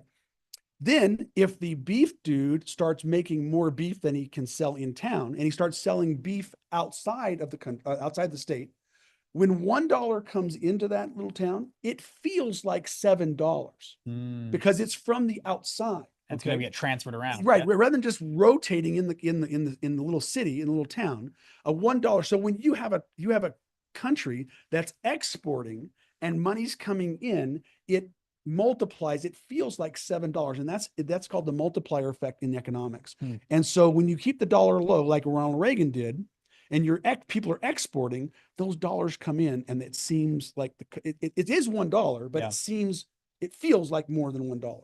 So let's make this for people on the call here. They're like, okay, John and Bridger, I love what you're saying. We've got some very interesting or bullish things happening in the United States.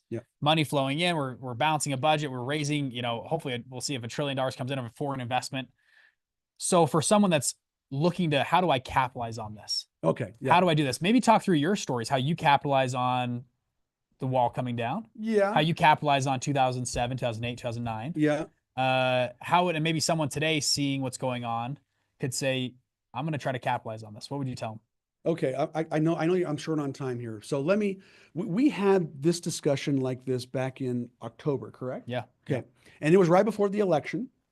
And I said, and I looked it up today, I said on your show, this was back in October, if I charted Bitcoin from election day 2012, if you own Bitcoin on election day 2012, you own one, one Bitcoin, in the next, that run up after election day, it went up 10,200%. Okay. And then it came back down. If you owned Bitcoin the election day of 2016, it went up 2,500%. And then if you own Bitcoin on the election day of 2020, it went up 380 something percent. I can't remember what I said. Okay. And I said, if you take that delta, 10,200, 2,500, 384%, election day 2024, it should run up 80%. Okay. And I said to you, my prediction is that, I shouldn't say prediction, my probability is it will hit 110 to 120 on this run up. Okay. Because it should be 80%. It's at the time it was $60,000, $70,000. Well, it hit 110. 109, yeah. Yeah, 109, right in there. So we're pretty close in there. And so now the one we did a year before that, it was in November when we were launching the book. Okay. You asked about what I was into. And I said, listen, most of my wealth is in real estate and real estate backed companies. But we're talking about the 5 to 7% that's not. And I said back at the time, I said, uranium's going to run, gold's going to run, and silver's going to run. And if you take those numbers in the 1st of November, 2023, and you look to January, February of 2024, right? They all ran up. So I did great. I did great. The problem now is you're asking today what I think is going to happen this year, and it's more murky. I don't have, because of what I just explained to you, there's a lot of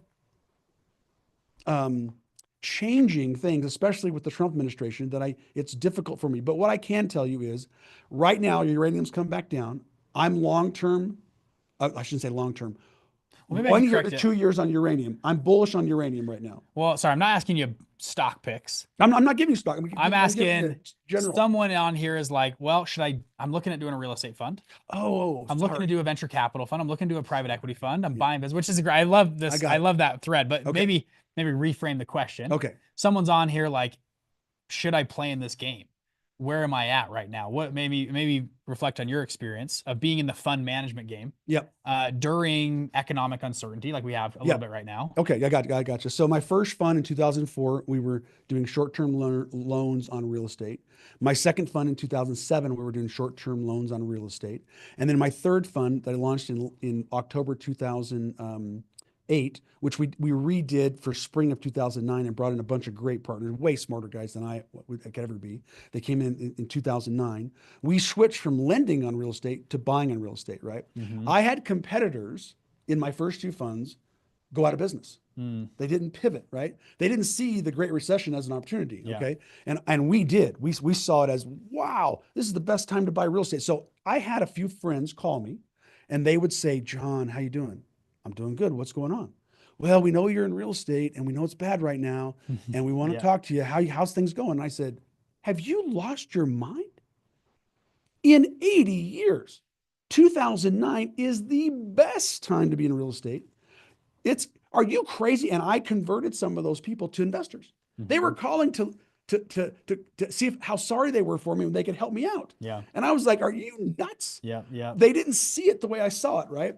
It was the best time in 80 years to be in real estate. So what I'm saying to you is, and if I hadn't started those two funds, I probably couldn't have started a fund in 2009. It'd been more difficult, right? So, but I was already in the fund game. I just pivoted to, rather than lending on real estate, to purchasing real estate, right? And buying directly from banks that REO properties. So that's the game, and you've done a great job with your audience and your students of trying to teach them that what I've taught you and your brother and your friends, that the fund model. One in your life, if you're an entrepreneur, one day in your life you're going to learn how to make a lot of money. Okay, but you're going to hit a spot where it's really, really difficult to scale. Okay. I've started 14 businesses in my lifetime. 3 I lost money on, 3 I made money on. Obviously the last one I made a ton of money on, right? And the middle ones, they all kind of made money, right? So you can, but all of the 13, we'd get to a certain size and they just wouldn't scale. And then my last one, we started doing funds and it scaled. It was like, you couldn't stop it from scaling. Yeah. So I would say to people who are entrepreneurs, it took me 5 years to start my first fund. I started in 1999 and I didn't launch in 2004. There was no course. There was no books. You just had to learn it by yourself and have the confidence in 2004 to start your own fund, right? With my partner. And so I would say to people, even if you're going to take you 5 years to start a fund, you should start studying it now, because one day in the future, you're going to get to a point where you're having difficulty scaling your business. And if you switch to the fund model, you look back 3 or 4 years and you'll go, oh my gosh, this is the craziest thing in the world. As you know, when I retired, we actually had 114 limited partnerships. We were managing 28 billion assets under management with 1,000 employees in 33 states. Okay. That all started, my first fund in 2004. The family of funds all started in 2004, but really for that company that's gone public, that really their first fund was 2009, right? The one I started late 2008. So I'm saying it just kept scaling and scaling and scaling. And again, I got brilliant partners. And these guys are absolutely incredibly brilliant. And if I would never merged with the other guys, I mean, we would not be anywhere the size we are today, because they are absolutely brilliant. So having brilliant partners, being in the fund model business, right, allows you to scale, which most entrepreneurs at some time in their life have a difficulty. But when you're running funds, it's like opposite. It's hard to stop it from scaling. Yep. So to summarize, you started a bunch of businesses. This vehicle was a vehicle that took you to the next height. That's right. Forbes tells us the number 1 category of billionaires is fund management. Number 2 is tech. Number 3 is fashion. So the stats follow what you're saying, and it's so cool. Someone typed in here like, man, I wish my dad would have taught me stuff. That's why I'm bringing my dad to you guys. And we have a free course on Alt Street. We have tons of content of him and other people like him teaching all this kind of stuff that people just don't know about. Our mission is here to democratize Wall Street. I know you have such a big heart and a giving heart to help other people and help younger generations. That's why you write books. It's probably not fun to write a book, but you do it because you're like, there's a younger version of John out there that needs to know this stuff. That's right. And so if you guys can, Dollars, Gold, and Bitcoin on Amazon, go check it out. It's on. And listen, if you love my voice and you want to listen to me for 6 hours, John's got a silky smooth voice. It's on. If you listen to him in the car or whatever, you're going to be... It's on audible.com if you want to listen to it. It takes you to a whole nother dimension. Yeah, just drive around town, listen to him. Or if you want to go to sleep at night, just plug it in. You'll go right to sleep. Right. So audible.com, Dollars, Gold, Bitcoin. We'll put it up here so you guys can see it here. There's the book. John's been such a help for the Fun Launch community, spoken multiple times on stage and other stuff. You're amazing. You want to give your any last thoughts? You've mentioned about, being in America, how cool that is. You grew up in North Las Vegas, not favorable circumstances, right? And kind of changed your stars. Yep. You want to share that last little bit? Yeah. So when I was growing up, and this is in my book, I was 17 years old, and I was worried about what am I going to do in life? How am I going to make money? And I didn't have good grades in high school, and I was always behind. I was pretty good in sports, but it just wasn't good. And I remember doing this. I looked into the mirror when I was 17 years old, and I said, John, you're not afraid of being poor, and you're not afraid of being old. You're just afraid of being old and poor at the same time. So do something about it. And that I repeated that saying to my year after year, all my businesses, everything, because I didn't want to be old and poor at the same time. And I was afraid I might end up there. And that is what kind of pushed me to always be an entrepreneur and running my own business. So I guess that's the short version of it. Yeah. I love it. John's an inspiration. Go read his book. You'll hear about his stories in here. It's awesome. There it is one more time. Dollars, Gold, and Bitcoin. Yeah, thank you very much for coming on. I know it's short today. We've got to give you more time next time. We got to go. Yeah. I can go longer on economics all day long. I love it. Give John a bunch of love in the chat if you guys can. Drop an emoji. Say hello. Say what's up. Thank you, John, for coming on. Yeah. See you amazing. guys. Well done. All right. Up next, we've got Jacques Bazinet. He's coming on in about 2 minutes here. Let me get readjusted here and we'll kind of move some chairs. So Jacques is currently raising a $200 million fund right now. has done hundreds of millions in real estate. So anybody in real estate, Jacques is phenomenal in real estate. Furthermore, Jacques is an amazing people person. I'll leave this book for one more minute here. Amazing people person, has raised a lot of money on relationships and the skill. If anybody want to learn how to raise money or in this game, Jacques is phenomenal at this. He's going to come on here in just 2 minutes. Now, while we're doing that, if you can share my iPad real quick, while we're getting Jacques set up backstage, we're testing all of his stuff out. As you guys know, we help people launch funds at Fund Launch. If you're in this game, we have a bunch of free content. So altstreet.org, YouTube channel, tons of free stuff. But if you want to go to the next level, this is all of our frameworks on how we structure the deal, how do we frame out your fund, how do we go raise capital, and then how do we launch that fund. And we've summarized that into an entire, we call it an incubator for fund managers. This incubator is called Black Card. I'll put it right here up the top. This has been our flagship product at Fund Launch because so many people have asked, hey, John, Bridger, Link team, can you guys help me launch a fund? And the answer is, for years it was no, and now it's yes, we're going to help you do this. So what we do, we come in, we source it and help you figure out the deal, structuring it the right way. We have office hours every single day with a coach that's live that you can talk to and get answers to questions. Furthermore, you join an asset class track. You can join the real estate or hedge fund or venture capital or private equity asset class or private credit. If you're Canadian, you can join that asset class. You get a personal accountability coach. You join our Slack community. We then go to phase 2. We start framing out your fund. So we're going to frame all this content here is on how to frame your fund, how to go and build the financial, the spreadsheets, the models, the pro formas, all that in here. And then we have coaches on this section to help you here as well. Furthermore, we have dozens of interns that want to be placed in your fund. If you want help, we actually can place an intern into your fund. And then finally, we said, okay, you're ready to raise capital. Let's go. Let's put your pitch deck together. Let's go and we have a Fund Launch 360, a full software designed to help you outbound and reach out and build your website, all your marketing materials, that kind of stuff. Furthermore, we then have coaches again, and we have a real world capital committee that you can actually go and pitch real world investors.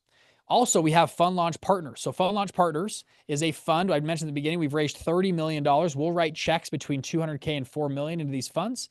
And we actually last year invested into 6 Black Card members funds. We plan to do another 10 funds this year with Black Card. Okay. So we want to do 10 plus funds this year. And then finally, we go to legal and we actually help structure your funds. We have 8 different law firms here that help you structure. We can pair you with the right law firm. We have coaches with this. We have discounted partnerships on admin, licenses, insurance, investor database, tax and audit, capital raising, marketing, and PR, okay, to help you successfully launch your fund. We have done every step of this process to help you successfully go from A to Z over here. If you want to learn more, you can go to fundlaunch.com/demo. You can book a call with one of my team members. This is limited. We might actually be out of calls by this point. I'm not sure. We might be out of calls soon. We only have a handful of calls available. So if you're serious about this, Black Card is anywhere from $20,000 to $40,000. So it's not a cheap product. This is not a cheap product at all. It depends on what you want and what's there. Furthermore, we're doing a deal this week. You can just put $5,000 down this week to get started and get moving in this direction. As you guys know, proximity is power. Being in the right room is power. Being in the right ecosystem, the right vehicle is power. Just getting on the right track. What we just mentioned earlier, we believe there is a phenomenal tidal wave of wealth flowing in this direction right now. Especially with all the stuff the Trump administration we just mentioned and economic situation. There might be short-term volatility, might be good buying opportunities right now, but overall with how much governments are printing dollars, there's a lot of niches where those dollars need to flow to. This is a phenomenal time to be in this game. Like my dad just mentioned, like we just talked about, and we're going to bring Jacques on to talk a little bit more about real estate right now. So again, fundlaunch.com/demo. You can open it up. I think you can just go over to Safari here. You can go to fundlaunch.com/demo. It opens it up here. And you can just enter your details. So put in Jane Smith, your phone number, and it'll take you to the next page where you can actually book a call with someone on my team. There's only a handful of people on my team right outside my window here that help take these calls. So question in the chat, what's the difference between 20 to 45,000? Depends on what you need. Some people want, big international feeder fund structures. That would be more up here. Some people want, one-on-one more help with their pitch decks or more help with capital committees. So there's different things that you can put together a package that makes sense for you. Some people don't need lawyers. They already got a lawyer figured out. Some people don't need one-on-one coaching, whatever the thing is. And you can kind of put together a package that makes sense to you. Usually it's in this range. It's kind of the usual. Yeah. Black Card is a lifetime membership, by the way. So when you join Black Card, you're in Black Card for life. We throw 3 events a year. This year we're throwing 4 events in person a year. You got to come to the networking and events, come hang out with us. We do live calls every week, kind of like today's call. I'm doing a call tomorrow, for example, with all of our Black Card members. Hop on with me. We have calls with my brother and 15 other coaches we do calls with that are group coaching calls. We have partnerships. I mean, we have put together pretty much everything you need to remove the roadblocks. And like my dad mentioned, how hard it was for him to launch his first fund, to go out and do this. So if you're curious to learn more, fundlaunch.com/demo. All right, with that, we got our next guest on. Let's do this. So Jacques, currently raising a $200 million fund, done incredible work with what he's doing. And we're going to bring him on right here. So with that, if you guys can, give me some love in the chat. Drop an emoji for Jacques. I don't know, whatever you want to do to give love. I don't really know how to do that on the webinar here. But let's bring Jacques to the stage, and we'll see if let's test his audio out, make sure he's working. Jacques, can you hear me? Are you there? Absolutely, Bridger. Pleasure to be here. Thank you for the invitation. Absolutely fantastic. Well, good to have you here, Jacques. Sorry to delay a little bit. I know we're a little behind schedule, but hey, we're having fun here, and people are still on, which is awesome. So welcome on, you guys. Jacques runs Talos Holdings. Maybe Jacques, give us 30 seconds on your group. What makes you guys unique? And we invested and partnered with you guys with Fund Launch Partners, which is amazing. You came through the Black Card ecosystem, and but before Black Card, you guys were phenomenally successful in a lot of areas of life. Give us 30 seconds, a minute on just your team and you guys. Give us a background on you. Yeah, not very complicated. Talos Holdings was founded by a visionary about 37 years ago. His name was John McWilliams. He came from an investment banking background, which means that Talos is more about risk mitigation and making sure that we're, retaining rather than being a promoter, which very much differentiates us in the marketplace, because very often you have development groups that are just, hoping that interest rates stay down, hoping that rents go up, hoping, and they trend everything. And those individuals are having difficulty right now staying afloat. That's not our history. Our history came from an investment banking background. John has done 7,500 multifamily units, 3,100 deals, and over the last 37 years has run an average IRR of 31% for his investors. So that is our history, and we're kind of boutique. We're small. We do about 1.5 deals a year, and we're very, very hands-on, very engaged.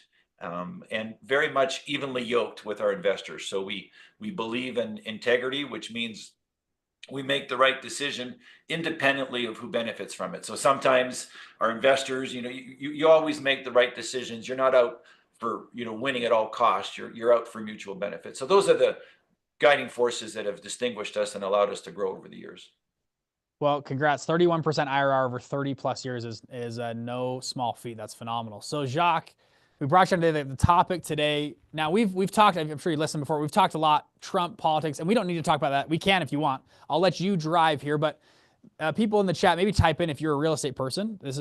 Let's talk about real estate. Where do you see real estate going? What are the opportunities at hand in 2025, 2026? Where are you guys seeing opportunities, or how are you thinking about the market right now? You can take that in any direction. And I'll preface this as well, even if you're not in real estate, it's very good to understand what real estate people are thinking, because it may affect you if you're in the trading business, or if you're in the private equity business, or in the manufacturing business. I mean, real estate is connected to everything. So Jacques, give us a sense of how you're thinking about the world right now with real estate.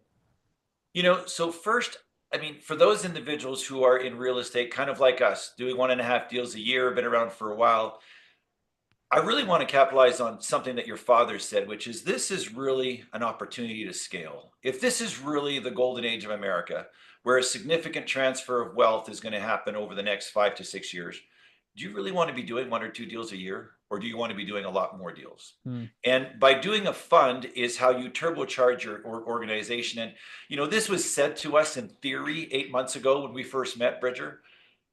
But we're an example right now where it is true. We are in rooms right now working with investors that we would have never thought of. 2 weeks ago, I was in a room. We were with the founder of Wynn Hotel. Steve Wynn and his team was there. The founder of Related was there. The founder of Dean Adler from Lupe Adler Funds was there, and we're talking about real estate. We're talking. I mean, I've never had those opportunities, and was I not in the process of creating a fund, raising $200 million? It's kind of like the question. You could do whatever you want. So a guy wakes up in the morning and says, and we have this guy, James Lawrence, he lives in Utah. He woke up one morning and says, no, I don't want to run a marathon. I want to run 24 marathons in 1 year. Well, then all of a sudden everything changes. So as a real estate developer, you could say, well, I want to build 1.5 deals a year. And you can figure out how to do that. Or you could say, no, actually, I'm going to raise $200 million and I'm going to buy 5 real estate deals this year. And a fund is the way to scale that. And it's not a dream. It's real. It's happening in our company. And I don't want to advertise, but just to be clear, it would have never happened without your support and your vision, because of course, we know how to buy real estate. We know how to get good deals. We know how to drive IRRs on 1.5 deals a year. But to scale to 5 and 6 and 12 deals, we needed this fund structure. So thank you for helping us with that. Are people able kudos to you guys, and maybe I know you guys have crushed. I'm excited to see how Talus grows, and I mean, you've already been extremely successful. And now can we do, like you mentioned, James Lawrence? He did the Ironmans, right? Like he has a no show on Prime. He's a friend of ours in Utah, and done 100 Ironmans in 100 days or something like that. Something crazy. Can you go to the next level? So now, what's interesting, and I want to highlight smart real estate investors. They make money in they have stuff to do in every market. You just met with, you mentioned Steve Wynn, you're looking at hotels. I mean, any market, smart real estate people are they're either buying, they're exiting, they're disposing, they're refinancing. It depends on the market, what they're doing. So what direction, and maybe don't give us the whole playbook, because I know you guys have a lot of, your insights and stuff, but give some people at least where you're thinking about the market over the next little bit.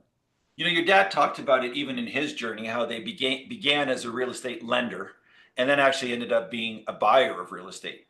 And in the rooms that we're hanging out with large investors, the problem is not the next 8 years. The problem is the last 7. Because over the last 7 years, people have been buying real estate at significantly inflated costs. And when they did it, they didn't buy the real estate.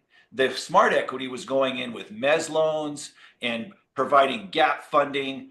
And they're doing that because if those loans go bad, they can take the real estate knowing that the real estate was inflated. That is now shifting in 2025. The wise money is now coming in as equity and buying the properties. Why? Because they're buying it at a 25 to 30% discount. And if we were using the old syndication model, we could take advantage of 1 or maybe 2 of those deals. But with the fund model, we're now able to find 5 and 6 and 7 deals this year and move the funding from the fund into these projects. Are people able to see my slides, Bridger? Not currently. I don't see anything. Maybe try again. Okay. The reason why I just want to show people a few of the economic drivers that are making this happen. Try hitting share again. We'll see if we can make you. We'll work here for a second. How's that, Bridger? There we go. Yeah, I can see it. Well, this is just a quick look at the U.S. economy. And your father made this point very, very well, which is when you're looking at price per earnings or return on equity, by far of any market in the world, U.S. is always leading. So the smart money is coming to America. Now, of course, the dividend yield is lower in America, but that's because most large organizations in America don't favor dividend yield. They favor return on equity. So, but in every perspective, the returns in America are greater. And this shift of saying, people investing in real estate and why, if you look at right now how much dry powder is coming in America, we currently have $224 billion worth of dry powder looking for a 13 to 20% IRR in real estate. So where are they going to get it?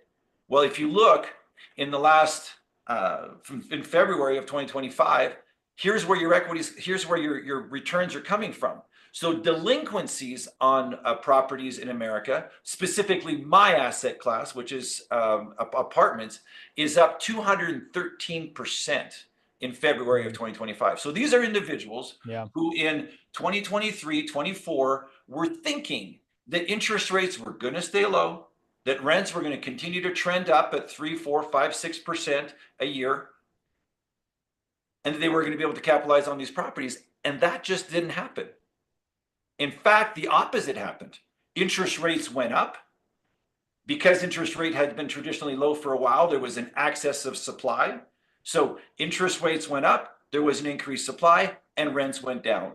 So these people now have multifamily properties that are non-performing loans.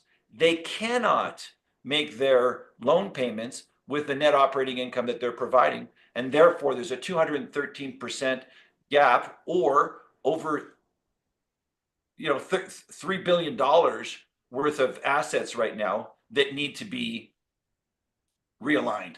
And what's happening is that these usually life cos that have lent money on these properties are now realizing that they have to do something to write off this bad debt. Yeah. They are reaching out to developers who they've worked with over the last 20 years and said, hey, we've got these properties, they're going to go to market. So we have no choice. We're going to have to bring these properties to market, and we're going to have to take a 25 to 30% markdown on these properties to be able to balance our balance sheet. We could give it to a broker. They could bring it out onto public domain and take offers. But if we did that, the chances are that we wouldn't re-sign another loan with the people that they're marketing it to. So they're looking at the developers that they've worked with over the years and said, hey, what if you bought this loan from us? And then we could do a simultaneous close and close you on a new 30-year AM, but at a 25 to 30% discount over what the current loan is. Gotcha. So restructuring of debt, interesting opportunity, some distressed properties hitting right now. And if they can't restructure, they're then going to be distressed, obviously. So a good buying opportunity for someone new, and or private credit funds that can come in and restructure that debt might have a good opportunity. Is that kind of what if I distill down what you just shared? Yeah. That'd be a good summary. And you don't want to do this as a developer who's using the traditional syndication model, because it's going to happen in the next 48 months. So you want to make sure that you're not doing 1 or 2 deals, but you're capturing 5 and 6 deals a year over the next 3 years to make sure that as the market recorrects, you're taking all the advantage that you can of the current market forces. Very interesting. Yes. Very well put, Jacques. The other thing, like, that's very interesting to see the actual numbers of where properties have been, you could call it misbought or mispriced. Many people thought rates were coming down sooner than they have been. They could refinance it out of it. And we're sitting in March of 2025 with rates holding steady with, really not a clear end in sight of any significant rate cuts soon. That's very interesting. So the other thing I want to share in the real estate world is I'm going to share a little bit about our history, but I'm not really trying to share our history. I'm actually trying to share. Everybody sees multifamily real estate as, just one asset class. And in reality, there's multiple different lifts within the asset class of multifamily. So here's our last 31 years. And we said that this dry powder is looking for a 13 to 18% return. Well, here are the lifts in multifamily. So if you do these acquisitions that we're talking about right now, historically, those have brought in for us a 21% return. Ground up development, where you buy a piece of land, get it entitled, build it, lease it up, do a rent increase, and then sell it to a REIT that can't take on that risk. Those multifamily projects have brought in a 45% IRR on average over the last 31 years. And the one that brings in the largest returns is historic renovations. Historic renovations, we've done one. And those of you who know about them, it's all about having the relationships with government agencies to be able to do them. Once you do them, they have the highest returns at 143%. So let's not look at real estate as just, or multifamily real estate as just one class. There's multiple classes within that asset class. Very interesting. Yeah. To see where things are at right now. Jacques, well put, well said. Thank you very much. The maybe final word, and then we got our next person queued up here to come on. Talk me through a little bit about maybe let's call this a younger version of yourself is on this call. They want to be in real estate. They like the idea. They're looking, Jacques he's crushing it. He's doing these great big deals. He's amazing. What advice or thought would you give to maybe a younger version of yourself that's on this call right now watching? Yeah, the two pieces of advice that I would give is one, think bigger than you're currently thinking. Expand your horizon. Don't think, how do I do my first deal? Think about, how am I going to pull off how am I going to do 5 deals this year? So push yourself. And number 2 is, at all times, never compromise integrity to make a deal. If the right decision is to, it's not going to work, just call it. Bad news shared early is much better than bad news held on to. So be an individual of integrity for yourself. And I think integrity is a personal thing. It starts with you. So are you making the right decisions? Are you doing think of your relationship. If you could be a person of integrity, you will then attract more people of integrity. And that long term will bring in bigger dividends, higher returns, more leverage than trying to do a deal real quick.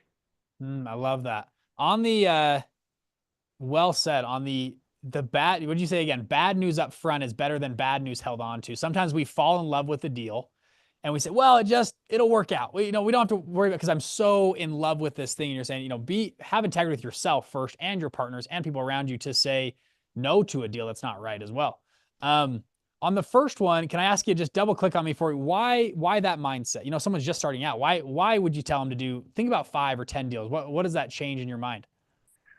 Well, everything changes. Doing this fund, we've been, historically what we've done is when we'd get to the point where we'd have our entitlements on a piece of property, we would start looking for equity. So I had a list of family offices, and I would start calling them and saying, hey, I've got these renderings, I've got this pro forma. Would you be interested in giving us money for this property? And we were successful at it. It was single check writers, Campbell Soups, Quaker Oats, large family offices would give us checks, and that would work. Well, now I'm asking a different question. I'm saying, we're raising $200 million. Are you interested in being a part of it? So my whole philosophy of how I reach out to people, my messaging, how it's working. So now, Quaker Oats is saying, well, yeah, I'll give you some money, but gosh, you're raising $200 million. Have you met these 3 other families? By the way, are you going to this event? Have you met them? But let us introduce you. It just expands your possibility if you're thinking broader. I love that. Do you have the 10X is easier? Can you grab me that book right there? I want to echo what you just said. We had a speaker at our last event, Ben Hardy. You guys ever heard of Ben Hardy and Dan Sullivan? They wrote this book, 10X is easier than 2X. I saw the title and I was like, that's kind of cheesy, whatever. And then Dr. Ben Hardy comes on stage and he shares, actually from a psychological point of view, exactly what Jacques just shared. What happens when we set bigger mindset goals? And the book is 10X is easier than 2X. Which is counterintuitive, which I thought was very interesting. He shared this model that changed my my thinking. So he shared this example. Let me maybe share my iPad for me. So he shared, you guys can see that? Yeah, I'm gonna draw for a second. So he goes, let's say, he gives the example of a basketball player. Okay, a basketball player has a goal. And there's a lot of ways to be a good basketball player. You can, think about goals. I can make the JV team. I can make the varsity team in my high school. I could join this club team, and there's a lot of different ways to get a coach like this, and there's this frame of reference, kind of a graph here of how high you're going here, a frame of reference of how good of a basketball player you can be by the vision you set for yourself. However, he goes, if the vision you actually says, I have a real example. We did this with a tennis player. We had 2 tennis players, and the goal for one of them was to, obviously everyone was like, yeah, I'd love to be pro, one day. But the frame was, well, I got to make the JV team, and that's my goal. And then I'm going to make the varsity team, that's my goal. And this is kind of the frame of reference they had. They had a different tennis player that the frame of reference was, no, I want to be a pro by, the time I'm 17 years old. Now, both kind of had that goal, but one approached it from trying to hit these 2X, things here. And the one approached the goal of going after a 10X.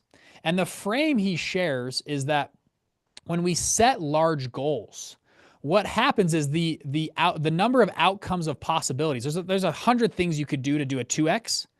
There's only usually, I'll put like a dotted here, there's only usually 1 or 2 things that could be a 10X. And he goes, what happens is it shortens your vision to say, not shortens, but narrows the vision to only focus on something that is a 10X opportunity. If your frame is, I'm going to be a pro basketball player, or maybe he used the example of tennis, the coaching staff you get when you're 8, 9, 10, 11 years old is much different than if your frame of reference is, I want to be a varsity player. Furthermore, he goes, in your business right now, I want you to sit down with your team and do the same thing. I want you to go through what are ways we could double our business, do a 2X. He's like, you'll come up with 50 to 100 ideas. And you ask your team the same question, how could we literally 10X our revenue? There's probably only 2 to 3 ways that you could do a 10X on your business. And he goes, what it does, it gives you a frame of reference to focus on those 10X opportunities. And it'll allow you to, because the problem is a lot of us try to chase 100 rabbits at once and we catch 0 of them. That's the problem. And he did a full, you can go back to my full screen here, a full study in this book and shared it with us on stage. And I thought, man, that's pretty insightful way to look at the psychological perspective of what Jacques just shared of setting larger goals or larger frame of reference, which I think is amazing. Anything you'd add to that, Jacques? Let's apply it to fundraising. We've just experienced it in the last 8 months. So if you're trying to close on one deal, $25 million is our average deal size, close on one. I can call 3 family offices a week over a period of 6 months and I'll raise $25 million. But if you want to 10X it, well, then I can't make calls. I got to go to events where these people hang out because I can't do 3 calls a week. It needs to be events. Then you find out that many of the events are hoaxes. They say that they're going to be investors there, but really it's about GPs going there to try to raise money. That's how they make money. So then you find out there's real events and then you find out where the money really is are actually free events. The right events with the right investors are actually looking for GPs. Yeah. Then you find those events, and then all of a sudden you're raising multiples more by going to one event, by trying to make 3 calls a week from my office and trying to raise $25 million. So it's actually easier to raise $200 million than it is to raise 25. I love it. Jacques, we are short on time. Thank you very much for coming on. People give Jacques a ton of love. Jacques, is there a way, if people want to learn more about Talos, is there a way to connect with you? Is there a way to find you? Our website is very easy, Talos Res, R-E-S, talosres.com. We have a reach out section on our website and love to connect in any way I can. By the way, another thing that I would give, my third piece of advice, is always give back. So it's very high up in our mission statement to give back. So if people have questions or things they'd like help with or throw some ideas, we're there. We want to make sure that we're helping everybody, and we need a lot of help too. So if there's anybody who's looking to help us, we got room for that too. I love it. Jacques, thank you very much. Good having you on here. Our next guest is Tom Wilkinson, runs a venture capital firm. I believe has raised 12 of his 20 million right now. He's done over 20 deals that have over a 4x return, MOIC return, which is amazing. We're going to queue Tom up here for the next 2 minutes, so we'll get Tom ready to go. While we're doing that, if you guys want to share my iPad real quick, another reminder. I don't know if even calls are available. Maybe Adam, you want to message me? I don't even know if calls are available. We might be full. If people want to learn more about the process, we help people launch funds. Jacques joined our group a few months ago. We helped him through this whole process. He was already successful, but we just helped put gasoline, hopefully, on the fire as he grows. Same with Tom as well. You'll hear from Tom in a minute. If you want to learn more about how funds are built, we have a full back-end product called Black Card, which is an incubator for funds to help funds go out and launch. We've launched 300 plus funds out of Black Card. We have $4.7 billion of reported client AUM in our fund launch community. This is the group you get to join and be a part of when joining Black Card. So if you're curious about how this works, you can go to fundlaunch.com/demo. Black Card is $20,000 to $45,000, which is relatively cheap to get in this space. That's kind of the space for you. That depends on what package you want and what you want to add or not add, what events you want to come to that will determine that. But we go soup to nuts. We help you across the board. We have asset class tracks, a whole community, 15 different coaches. We have 8 different law firms. We have a pitch deck designer. And this includes the full legal and fund formation for your firm, all included on here. Furthermore, you have the chance to pitch Fund Launch partners and maybe get a check and investment into your firm. We have a full software, Fund Launch 360, to help you scale your fund as well. And then finally, the discounts of all the different people that you'll need to launch your fund. And overall, if I go down to here, we all think tank. We have a whole army of people over here designed to help make you successful. So again, fundlaunch.com/demo. We're getting Tom queued up right here this week, and this week only you can join for 5K down and on a payment plan. So 5K down, Black Card is for life. Once you're in, you're on this path. Jacques challenged people to play bigger, to think bigger. If you've done a few deals before, if you're looking to buy a business, this is a phenomenal route to consider to go out and launch a fund. So grab that link and we'll go from there. All right, Tom, you ready to go? I think we got him here, maybe. I don't see Tom on stage. If you can bring him forward for me. So hit go to webinar, Tom, if you can. We'll bring him forward onto stage. Tom, I think I see you. You there? Can you hear me? Yeah, I can hear you. There he is. Tom, how's it going? I'm great. How are you? Tom is a good friend of mine. And we were, I think, friends before we became, kind of worked in the business space together. But Tom has an incredible venture capital firm, All In Venture. He's done syndicated deals for years. And we can probably talk about some of those deals in a minute. Now moving to a fund model. You've raised, I believe, 12 of your 20 million right now. You're currently in the fundraise right now. Tom focuses on the early stage venture capital. So seed, validation stage. I think you're at your incubator right there where you have hundreds of companies right now, startups. Yeah, 196 companies in here right now. So give us a minute or two just on what your firm is, what you guys are doing, why you guys are unique and special. Well, first of all, thanks for having me on here. This is kind of full circle. I remember being in one of these chats about a year or so ago. So it's kind of really surreal to see where we're at and see all the growth that I've seen in myself personally, and then the business as well. So, so we have a venture capital fund. I had been investing in venture capital for 10 years prior to this. I'd done 27 different syndications and raised money for each one of those deals separately, which was a slog. I've been on this call for about a half hour so far, and I've heard, a lot of things about scalability, and 10x is easier than 2x, and all those things apply. But I had some success with those 27 companies, and we had a handful of exits, and then the market took an interesting turn in venture capital. And the way I see it is basically it's kind of like 2008 in real estate is what 2023 was for venture capital. And it's funny, when I was talking with your dad about this, it was when we went to the F1 race in Vegas 2 years ago. Yep. Remember that? Yep. And I said, hey, I'm putting together this fund. I see this opportunity with prices coming down significantly in venture capital, and it's like a 60% discount. I'm seeing deals that are twice as good, and the valuation's way lower, the founder's way better, and we're seeing that all over the place, and nobody's investing. And so a small little fund like me is getting opportunities to invest in these awesome founders. And he said, you know what, Tom, that's exactly what happened in 2008 and 2009 for me. And I had my friends calling me to console me and maybe tease me a little bit for being in real estate. And I said, you're crazy. This is the best time ever to be in real estate. And I feel that same way now in venture capital. And when prices were coming down, you have the same people in your network that call you and say, hey, how's it going in venture capital? And I couldn't be more excited about the future of venture capital and the entry points that we're getting in on these businesses. So to summarize, market falls, prices are better. It's a great time to deploy and buy up awesome companies at cheaper deals that are, and a lot of consolidation, a lot of easier to recruit. There's a lot of benefits actually in these drops. It's funny, if you look at vintages of venture capital firms, it's very interesting on the drop years is where like the best venture capital firms and actually funds in general are born.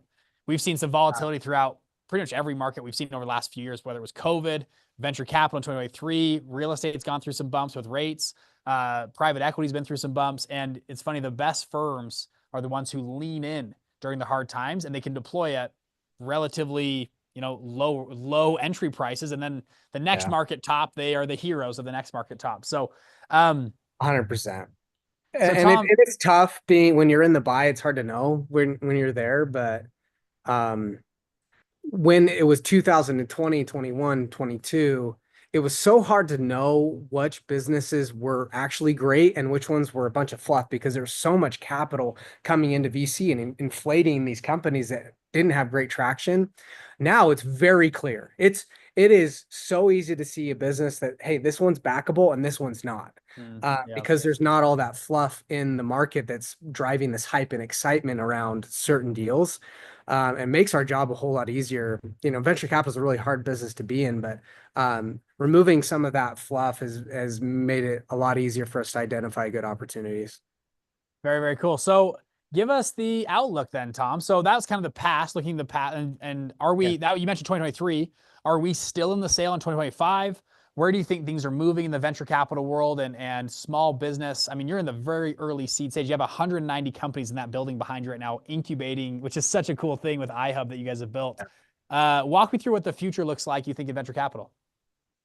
I think that the 24 and 25 vintage will be the best one that we see in our lifetime, because we're going to be riding this wave all the way up. So we're identifying, amazing opportunities and getting in at low price points, and the cycle is going to happen again. More capital is going to flow into venture capital, and we're going to benefit from all of those, from all that money. But I think my outlook is, I'm an entrepreneur at heart, less so an investor, and I believe the greatest innovations happen during recessions. You look at some of the best companies ever built and ever created; they were all started in an economic downturn, and I think that comes back to something about human nature where, when your back's up against the wall, that's when you're forced to create and innovate and change. And that drives some of the best innovation that we see. I also see on top of that, like we have an incredible, what I like to, what people call a sea change in AI that I'm not really sure exactly. Nobody really knows exactly how it's going to play out, but we all know it's going to be enormous. And you look back to the previous sea changes before this, and that was, the internet and then the microprocessor. And when these new technologies, these new inflection points come out, there's all sorts of new innovation that come from it. And we're going to ride that wave. And we know, especially in these businesses that we're funding, we're able to get businesses to profitability so much cheaper because they have to hire way less people. We're able to do so much more with less, utilizing these AI tools, that on top of just riding the wave of AI in general, all the companies that we're investing in need less capital. Therefore, we take less dilution as they grow. And I think that will increase our returns on our fund as well.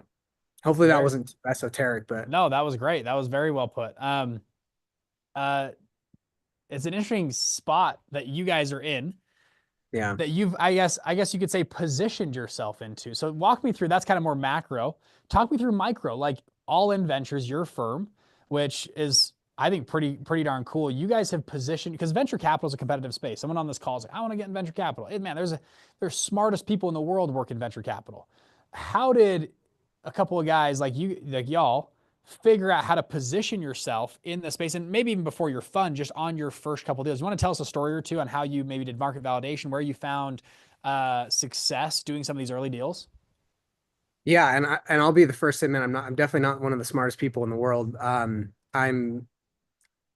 I think I'll go back to a Michael Jordan and Kobe Bryant example.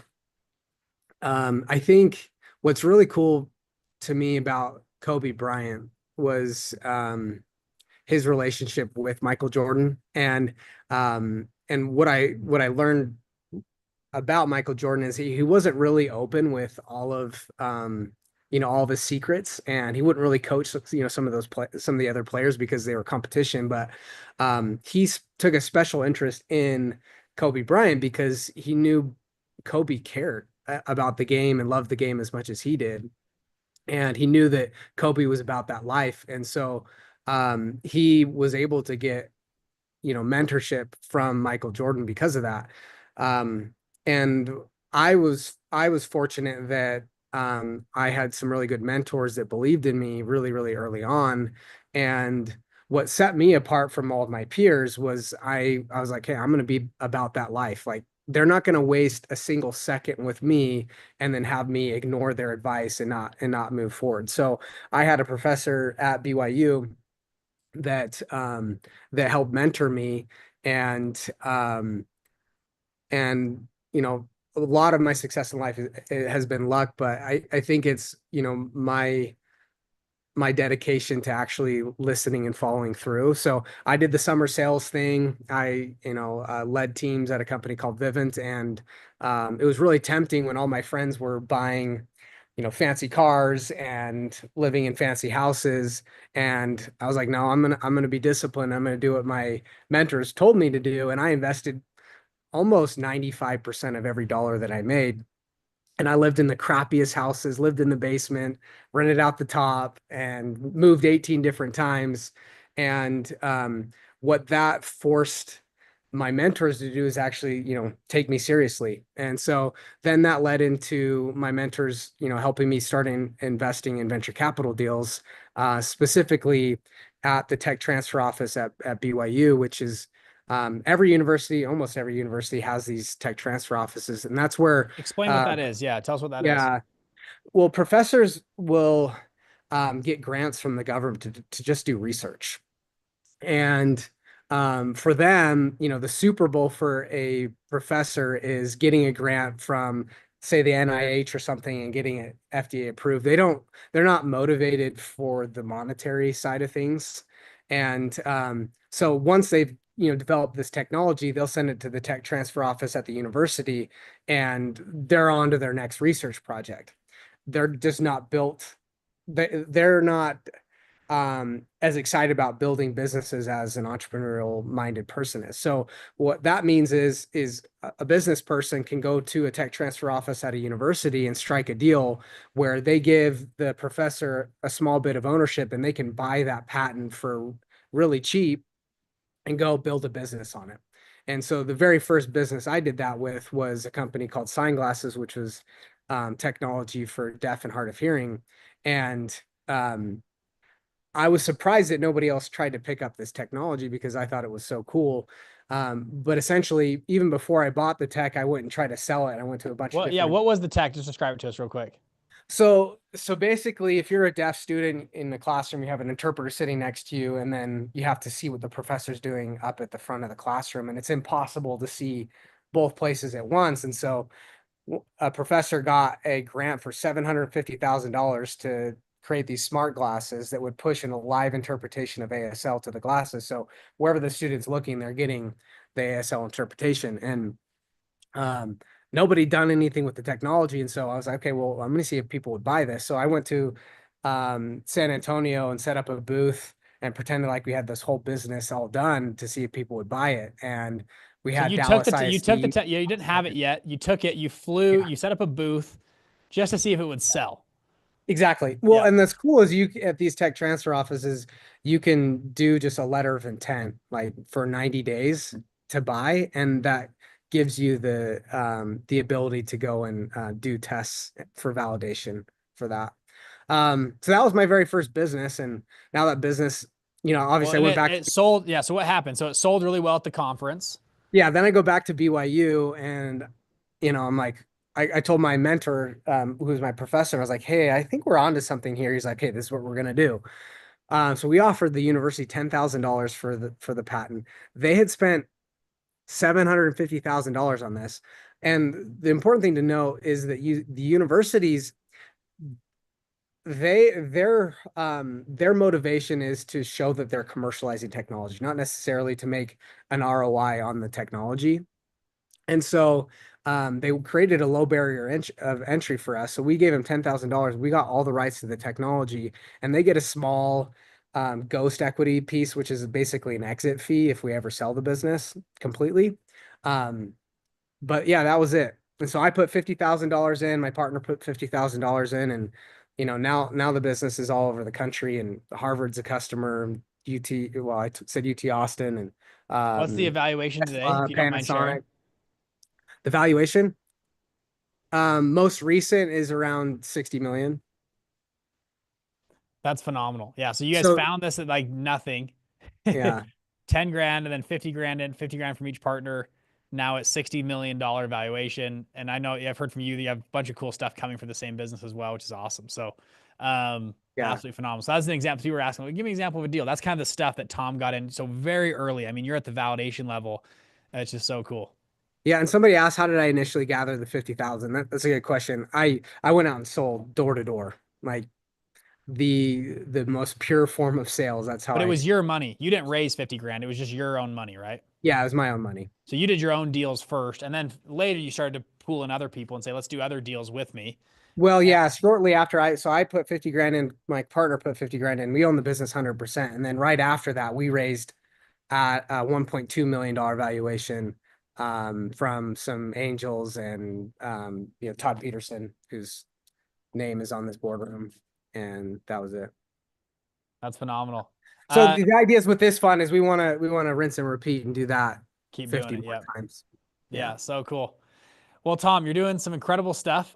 You guys joined Black Card, a year and a half ago, and you were like, I've done all these deals. Like, let's get going to fund. Like, let's get a fund figured out. We've been working on that right now. We've now invested in your fund, giving you guys commitment as well from our fund. What you guys are doing is phenomenal with All In Ventures. We're excited to see you guys grow. You're still in the capital raising process right now. So if anybody's curious about meeting Tom, what's a good way to connect with you, Tom, or find out more about you guys? Yeah, find us on our website. It's allin.vc. And yeah, spell All In, or yeah, it's OLLIN. Oh yeah, OLLIN. It's an Aztec word. It means actually to go all in. So I thought it was kind of cool. But yeah, All In, yeah, with an O. So allinvc.com. Allin.vc. Oh, allin.vc. Okay, allin.vc. Yeah, love to connect with anybody. If you have any questions too about Black Card and was it worth it and all that stuff. I mean, it was worth every penny, probably times 10. Really grateful for the experience and yeah, happy to answer any questions. Cool. Well, Tom, thank you very much for coming on. Yeah. Hope to see you soon, dude. We got to hang out. Okay, sounds good. See you. See you, Tom. Bye. All right. So today we had my dad, we had Jacques, we had Tom come on. Hopefully that was somewhat useful for y'all. And again, I'll share my screen and then we can take a few questions here. I can answer some stuff. As you guys know, we help people launch funds. So if you're curious about learning about Black Card, how this works, fundlaunch.com/demo is the link here. We're doing a promo. It's Black Card's anywhere from $20,000 to $45,000 to help you. It's a full incubator to launch your fund. You can start this week for $5K down. This is for people who are serious though. If you can't tell Jacques, Tom, these are serious individuals that had done well in their career, in their business, in investing, but needed a catalyst to scale, and a fund is that. And we ran them through our incubator to scale. If you're a brand new beginner with nothing, we've got tons of free content online. We've got altstreet.org and other good stuff. And actually next month we have some cool stuff coming out for people that are like doing their first deal. Black Card though is meant for people if you've done a deal or two, you got partners who have done a deal or two, or you're looking to buy a business or looking to invest in this space. This is a full incubator to incubate your fund and help you go through the legal process, the capital, the frame, and the deal phase process. If that's you and you're serious about going much faster, it's not for everybody. This is only for a select few of people. Fundlaunch.com/demo, 20K to 45K, and then it's 5K down just this week. This is designed to save you years of time of trying to figure this out on your own. Launching a fund is not easy. Even Black Card is not easy. It takes a lot of work to build, to go raise tens of millions of dollars or hundreds of millions of dollars. It takes work.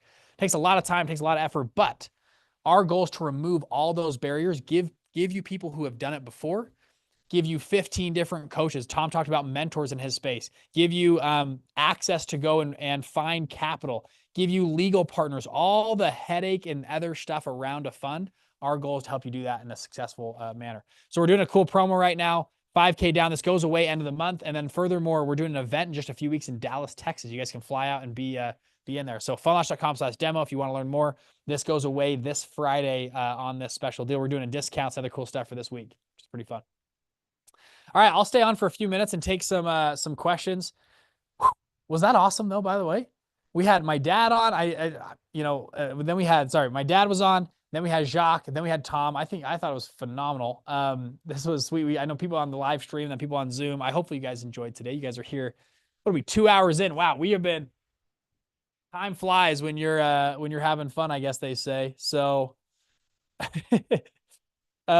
sweet. Let's answer a few questions. So let's do this. Drop them in the chat, or there's a Q&A bucket here you guys can use. We can talk about whatever. There's no dumb question. I'm willing to stay on here for a few more minutes. We got 247 people still live, 2 hours in. Kudos to y'all. Kudos to y'all for being on live, being active, being here. I invited you guys to be in to stay in, and hopefully this was worth your time. I promised we'd go all out. We'd share some interesting stuff, and hopefully that was worth your time. So Let's do it. Hit some of these questions. So do you need to join Fund Launch or can we jump straight into Black Card? You can jump straight to Black Card, Jeffrey. Yeah. So back on this screen, come on this. If you hop on a call, we can walk you through all of it. You can jump right to Black Card. We do some vetting. We want to make sure we can actually help you. So that's why we do a phone call. We want to hear from you. We want to see what you're doing. We want to see if we can help you. But yeah, you can, this is, our main product in Fund Launch is Black Card. Yeah. So coming right here, fundlaunch.com/demo. Are there any NDAs early on to protect fund ideas? In Black Card, we have our terms and master service agreement goes through. We try to protect protect your intellectual property. We're not going to share anything outside of our organization or outside of our private calls. So yeah, so that's totally in there. As far as specific like NDAs, I've heard from a number of mentors they don't sign NDAs on a number of businesses. We have a master service agreement though that serves as a function pretty much as a NDA for you guys though to protect you guys. The problem if you had me sign an NDA and you're like, I'm doing this cool robot business that's amazing. We have, I don't know, 1,200 clients in Black Card. There may be another person that's also doing a cool robot business, in Black Card. And then if they launch before you, you could come and say, well, you told them. I didn't tell them anything. They were just ahead of you. They just beat you to the punch. So what is the wide range in cost region, 25 to 40K? Yeah, good question. So back to my screen here. So we have a full myriad of things in Black Card. We have personal accountability coaches, one-on-one coaches. We have live events. We have 4 events this year. Pitch deck designers. We have legal teams, and it varies on what you need. So when you can come talk to us and say, hey, I want to come to the events. I need an international feeder fund structure, which I go over here. I need all the Cayman Islands fund set up. Your cost is going to be much more expensive versus, hey, I'm just doing a local fund in Iowa. Okay, just different. Furthermore, you're like, hey, I want to set up sub funds here. It just depends on how much you're going to do, how much you're going to use, and what you need out of Black Card. That's why this range is kind of here. You might say, hey, I want to come to all the capital raising events you guys are doing. Great. There's an incremental cost. You get a discount for them, or hey, I want to work with Fund Launch 360, or I want your legal team, or I don't need the legal team. That's where the cost difference comes from. Yeah.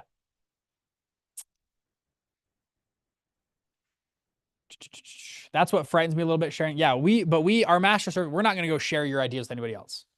So that's part of our agreement. We don't share your ideas with anybody. We keep everything private and confidential unless you want them to be shared. Like today, Jacques and Tom agreed to come on and share some of their stuff. You don't have to do any of that though. It's all private. Is this for customizable funds? Yeah. So we customize a fund around you. The concept around customizable fund is exactly this. Yes. This is a very, very customizable fund for you. We actually have used some of that terminology on our website of a customizable fund. That's why that range is so different, because it's customizable to you.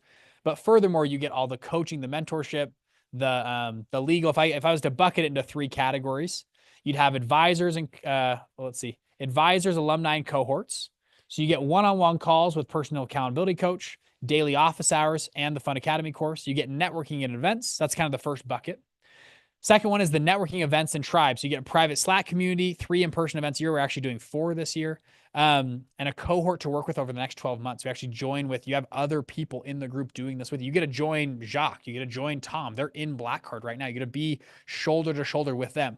And then furthermore, the last bucket would be strategic, partnerships, legal, and building out. We call it your waffle. That's kind of an internal term we use, but that's your team. So you build out your fund waffle, you full docs to set up a U.S. domestic fund, or we now can do international funds. That just depends what you're doing. And then full pitch deck design for your funder syndication and other partners with what you're doing. Yeah. Yeah. And you get to build along 1,200 other people in Black Card and meet with them. One of the coolest things, and just as for me selfishly, I'm in Black Card. I get to hear what these great funds, I get to hear people like Jacques or Tom, what's working for you?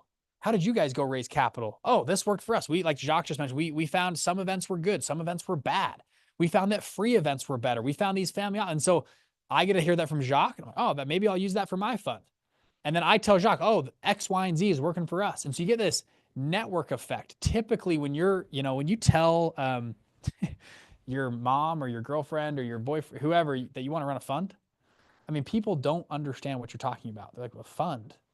What is that? And generally speaking, most people, even in the business space around you, don't quite know what a fund is or how funds work. And we've developed this little corner of the internet called Black Card, this private incubator where we talk, eat, sleep, and drink funds all day, every day. And you get to be in that ecosystem. Again, proximity is power. Being just around the people doing this, being around people like Jacques, people like my dad, people like Tom on a daily basis, I think moves the needle way faster. Because selfishly, that's one of the huge reasons I love being in Black Card or being a part. We founded Black Card, and this is like my group, but like I count myself as a member of this community. It's much bigger than me. It is our community together, and we're all helping it grow and feed and help one another.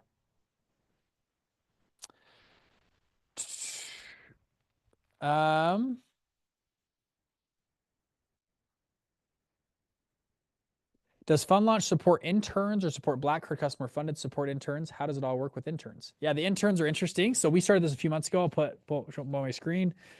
I put a post out on LinkedIn about, hey, if you want to intern for a fund, if you're a current college student, we got let me go a little bit smaller here. We got 300 applications from every school in the country, MIT, Yale, Dartmouth. I mean, you name it. Crazy. And then we took last cohort, we took 30 interns, so about 10%, the best and brightest ones. And we actually trained them for about 3 to 4 weeks. And then in Black Card, we put out, some of you guys are Black Card members in here, we put out emails like, hey, do you want to apply for an intern? They put an application in, and then we place the interns into their funds. I believe Jacques got a couple interns. I believe, I don't know if we placed any in Tom's funds, but we placed in a few of these funds, their interns. Yeah. 1,200 out of 8 billion people in the world is pretty elite. There you go. I love it. Tyler, is it valuable to come through the program for a media entertainment fund as opposed to some other sections as we talked about today? Yeah, we actually have a number. I maybe give me more color on what you're doing, but as for where did it go? Media entertainment, we have a number of groups doing media entertainment funds.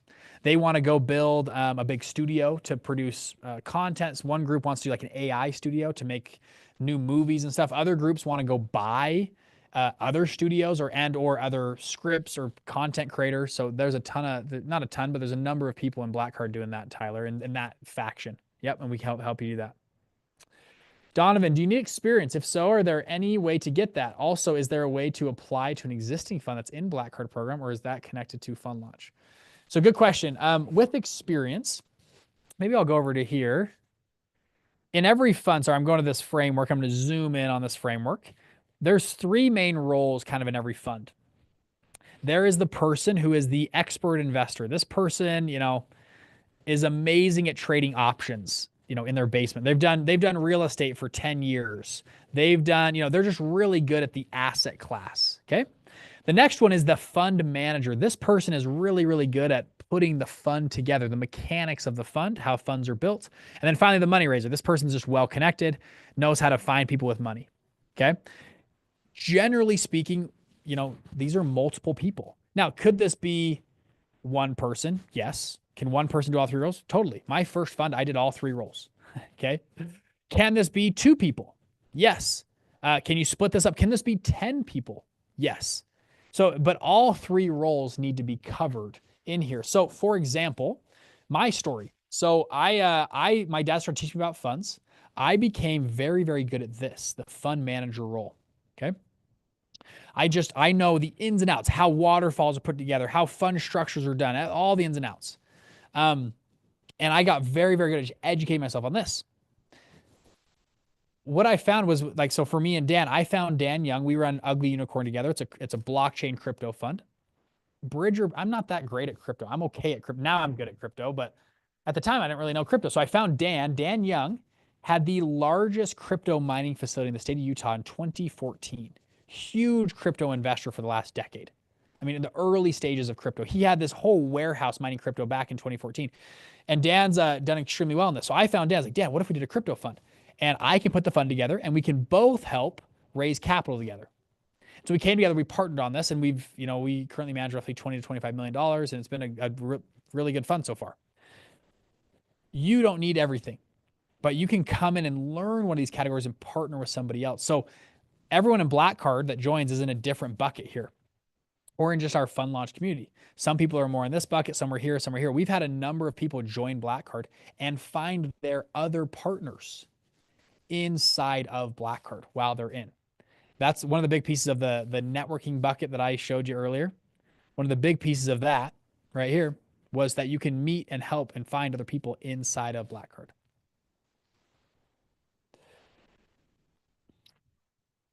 How many people should my capital raising team have to make this our career? I don't know if it's as many people. You can have one person. You can have 5 people. It's more about the effectiveness of those people. So I don't think it matters back on the team. I don't think it matters there, but it's more about the effectiveness of those people. Thank you for sharing so many principles. I learned so much. I've been solicited for a fund with little upfront annual subscription fee like cost of biz, can branch off. Is there a comparable breakdown? Still non-traditional lending program, leverage access to join, or any ideas on back end enrolling? Yeah, Keen, I would hop on a call. We actually have just introduced financing options, and you just mentioned this. We can start with just $5K down, and we have financing options to help you finance this over the next year and a half, something like that. So if this feels like a lot of money right now, that's okay.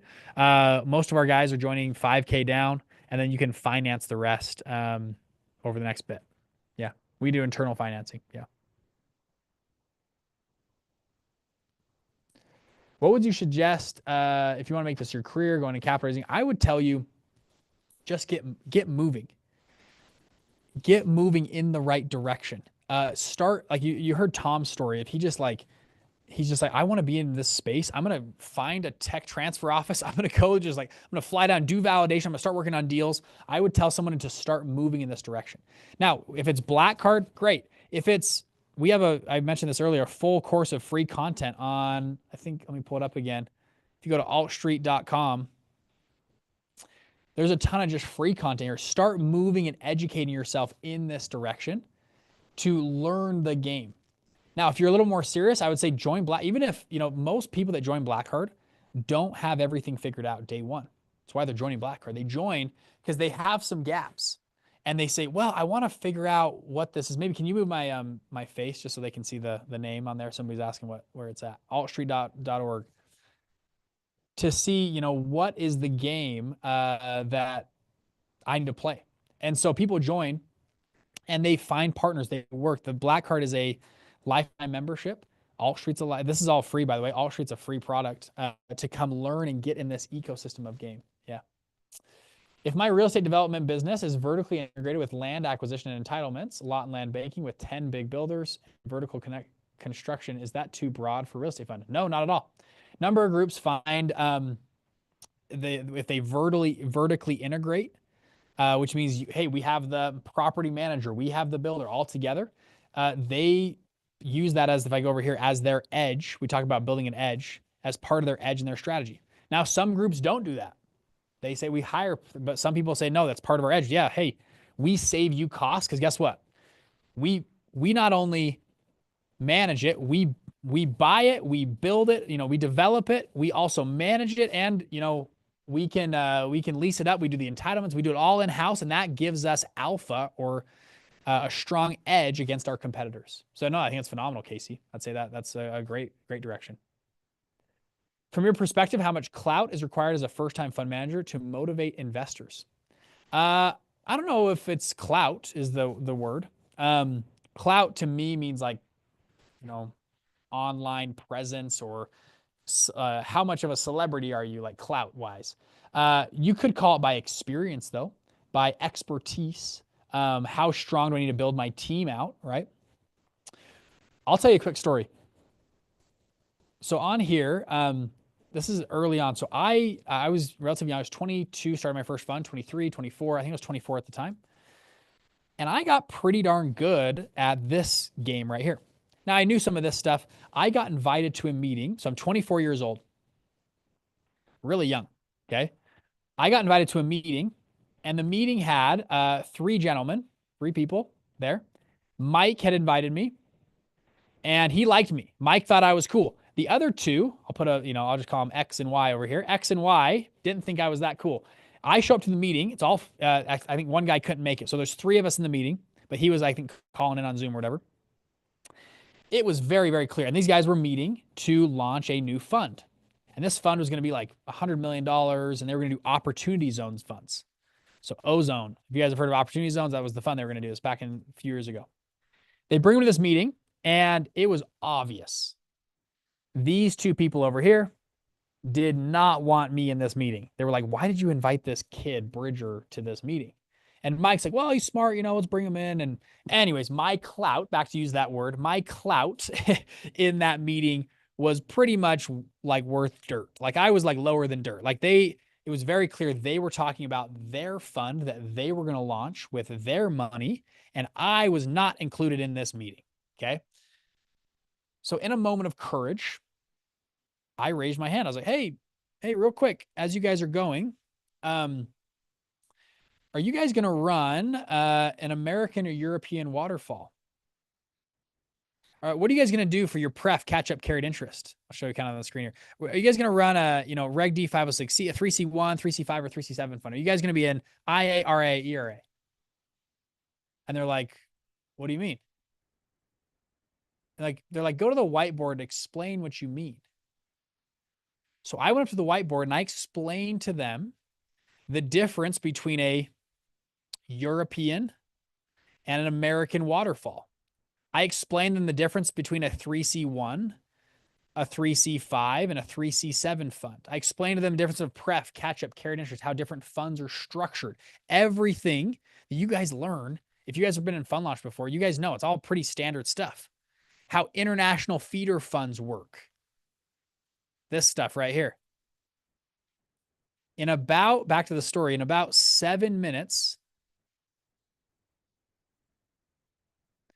I went from lower than dirt to they wanted me to be an equal business partner with them on this fund.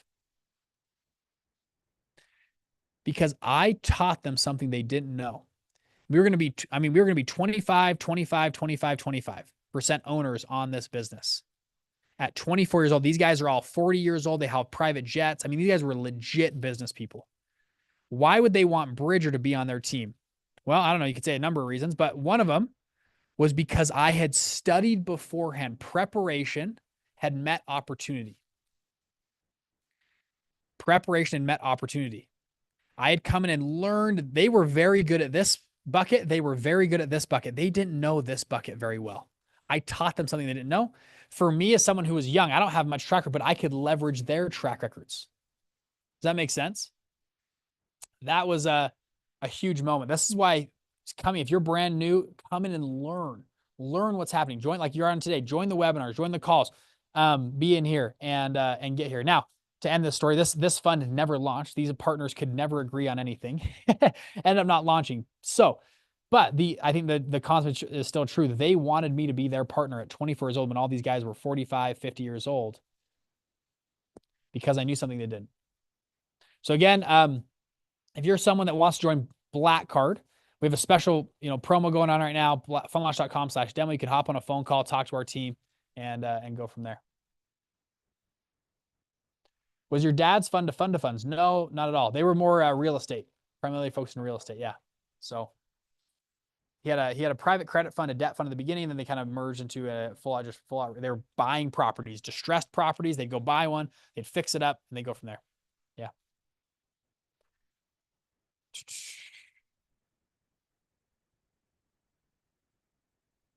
Cool. Let's hit a few more questions. What is a fund? Someone's like, I came on late. What's a fund? Let's talk about that briefly. What is a fund? Okay, what do I even mean by a fund? All a fund. So like you hear these terms right here: hedge fund, private equity fund, debt, real estate, venture capital. What is a fund? All a fund is a pool of money. Investors put money into that pool. Fund managers draw from that pool and they go and they make investments. Whenever those investments make money, the investments go back to the pool and they get split between the fund managers and the investors. Okay, that's it. It's not that, it's pretty simple business model. Like it's really not that crazy. And typically this split is 20-80. So 80% goes to the investors, 20% goes to the fund manager. So you hear like a 2 and 20 fund. That's what they're talking about, 80-20. So then what's the difference between a hedge fund or private equity or debt fund? The difference is what they are buying. So for example, I'll use my little drawer here. A hedge fund is buying, I'll use real estate first, most simple. Real estate is buying real estate, okay? They pool money together and they go buy real estate. Whenever that real estate makes money, they split it, generally speaking, 80-20. Not crazy. What is a venture capital fund? You just heard from Tom. Venture capital, they have a pool of money. They go invest in early stage startups. And whenever those startups make money, they split the returns. What is a private equity firm? They're buying private equity or private businesses. So they're buying businesses like, let's take like Elon Musk buying X actually is kind of a private equity deal. There's other firms like Sycamore Partners on Wall Street. They own Staples, the department store. They were trying to buy Kohl's last year. They own Nine West Shoes. They own Aeropostale. As one private equity firm that buys all these brands together. A hedge fund. What's a hedge fund? A hedge fund is they trade public securities. So stocks, bonds, options, crypto. Again, a pool of money. They just go down and they buy these investments. When the investment make money, they split the returns. Boom. Do you have any funds involved with self-directed crypto IRAs? That's what I'm looking to get into. Some of the funds, they can accept money from, retirement accounts. You're saying IRAs, not RIAs, correct? But yeah, retirement accounts, they can accept, like our fund can accept up to 25% or 20% of retirement funds. So yeah. How much do I have to pay to set up a hedge fund? Yeah. So back to here in Black Card, that's part of the cost of Black Card. We actually go negotiate discounts. We have full legal fund formation here. Depending on what you want to add or take away, Black Card, which includes all the setup, everything you need to go and set up and launch that fund. It's anywhere from 20 at the low end to maybe 45 at the high end. Someone, if you're launching your full fund, probably in the middle. I think the average person in Black Card spent about $30K to be in Black Card. Depending on what what packages you have and what you want and how much help you need and all that kind of stuff. Yeah. If you're interested, we're doing a cool thing this week, 5K down, fundlaunch.com/demo. You can finance this. You're in Black Card for life. It takes time to set up a fund. This is the nature of funds. When you're doing big stuff, it takes time. So it's okay. If you join and you learn for 6 months or 8 months, and then you start. You could join today and get started in the next couple weeks. Some people join, it takes them a year. It's okay. You're in Black Card for life. That's the purpose of it. Hi, is this a global operation or just for the States? Most of our clients are in the United States. I'd say about 85%, maybe 80% in the United States. About 20% are outside the United States. So we have a number of people in Canada, some people in Australia, the UK, Middle East. So we can help you with that. Again, we can talk about your specific country that you're in, and help you there. Does the setup cost vary with capital market or generally stable? Generally stable. Depending on the market, it's lawyers cost the same money, pitch deck designs cost the same money. Over time, yeah, generally the same price. By the way, if you go and just try to find a lawyer, just the legal piece, this one circle right here, just that piece, if you go Google it right now, the average cost to set up a fund is about, I'm going to say $30,000 to about $50,000, just the legal fees. Go look it up right now. Anybody want to go Google, what's the legal fees to set up a fund? Go ask ChatGPT. It's $30,000 to $50,000. Because we're a big group, we can negotiate discounts with these law firms. You get all the coaching, the pitch deck design, the softwares, all this help for the same cost as you would just spend going and hiring a lawyer.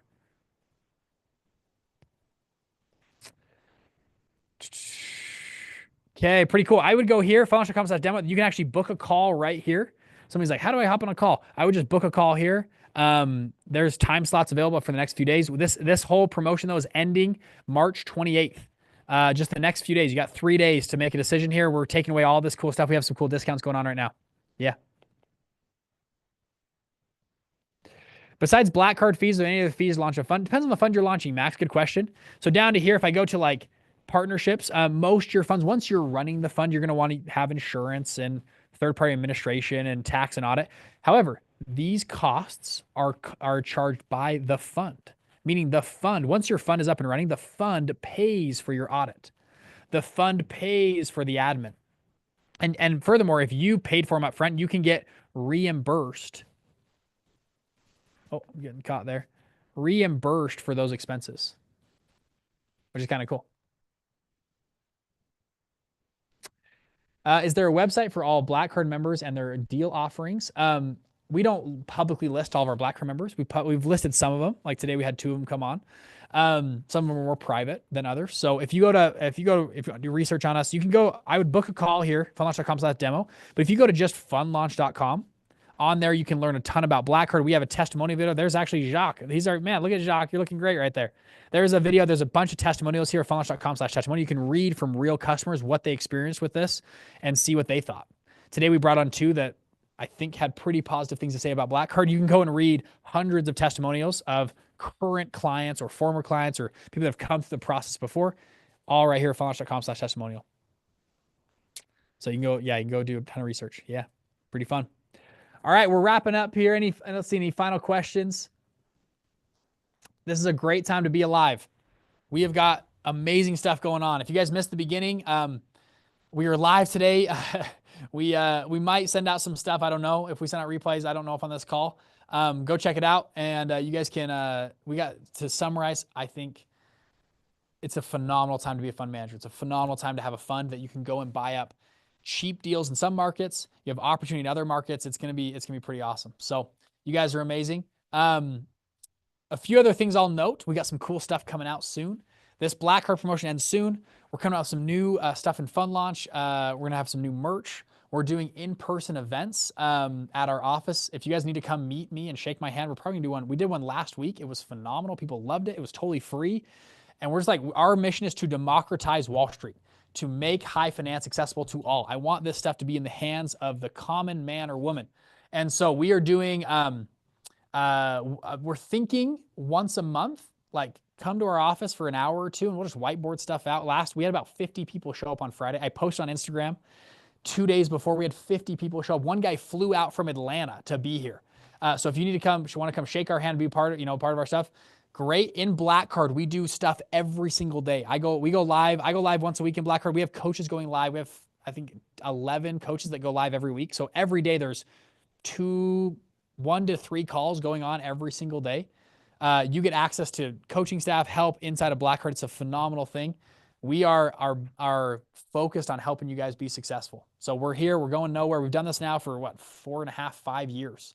As a company, I mean, we have a full team behind you. This is what we do day in and day out. So you guys are amazing. Last final call. Say it one more time, fundlaunch.com/demo. You guys can go book a call there. Share my screen one more time here. That's a place to go book a call. If you're curious about joining Black Card and joining this promo before the end of the month, 5K down, you can join before March 28th. All right, you guys are amazing. I'm hopping off. See you on the next one. Bye-bye.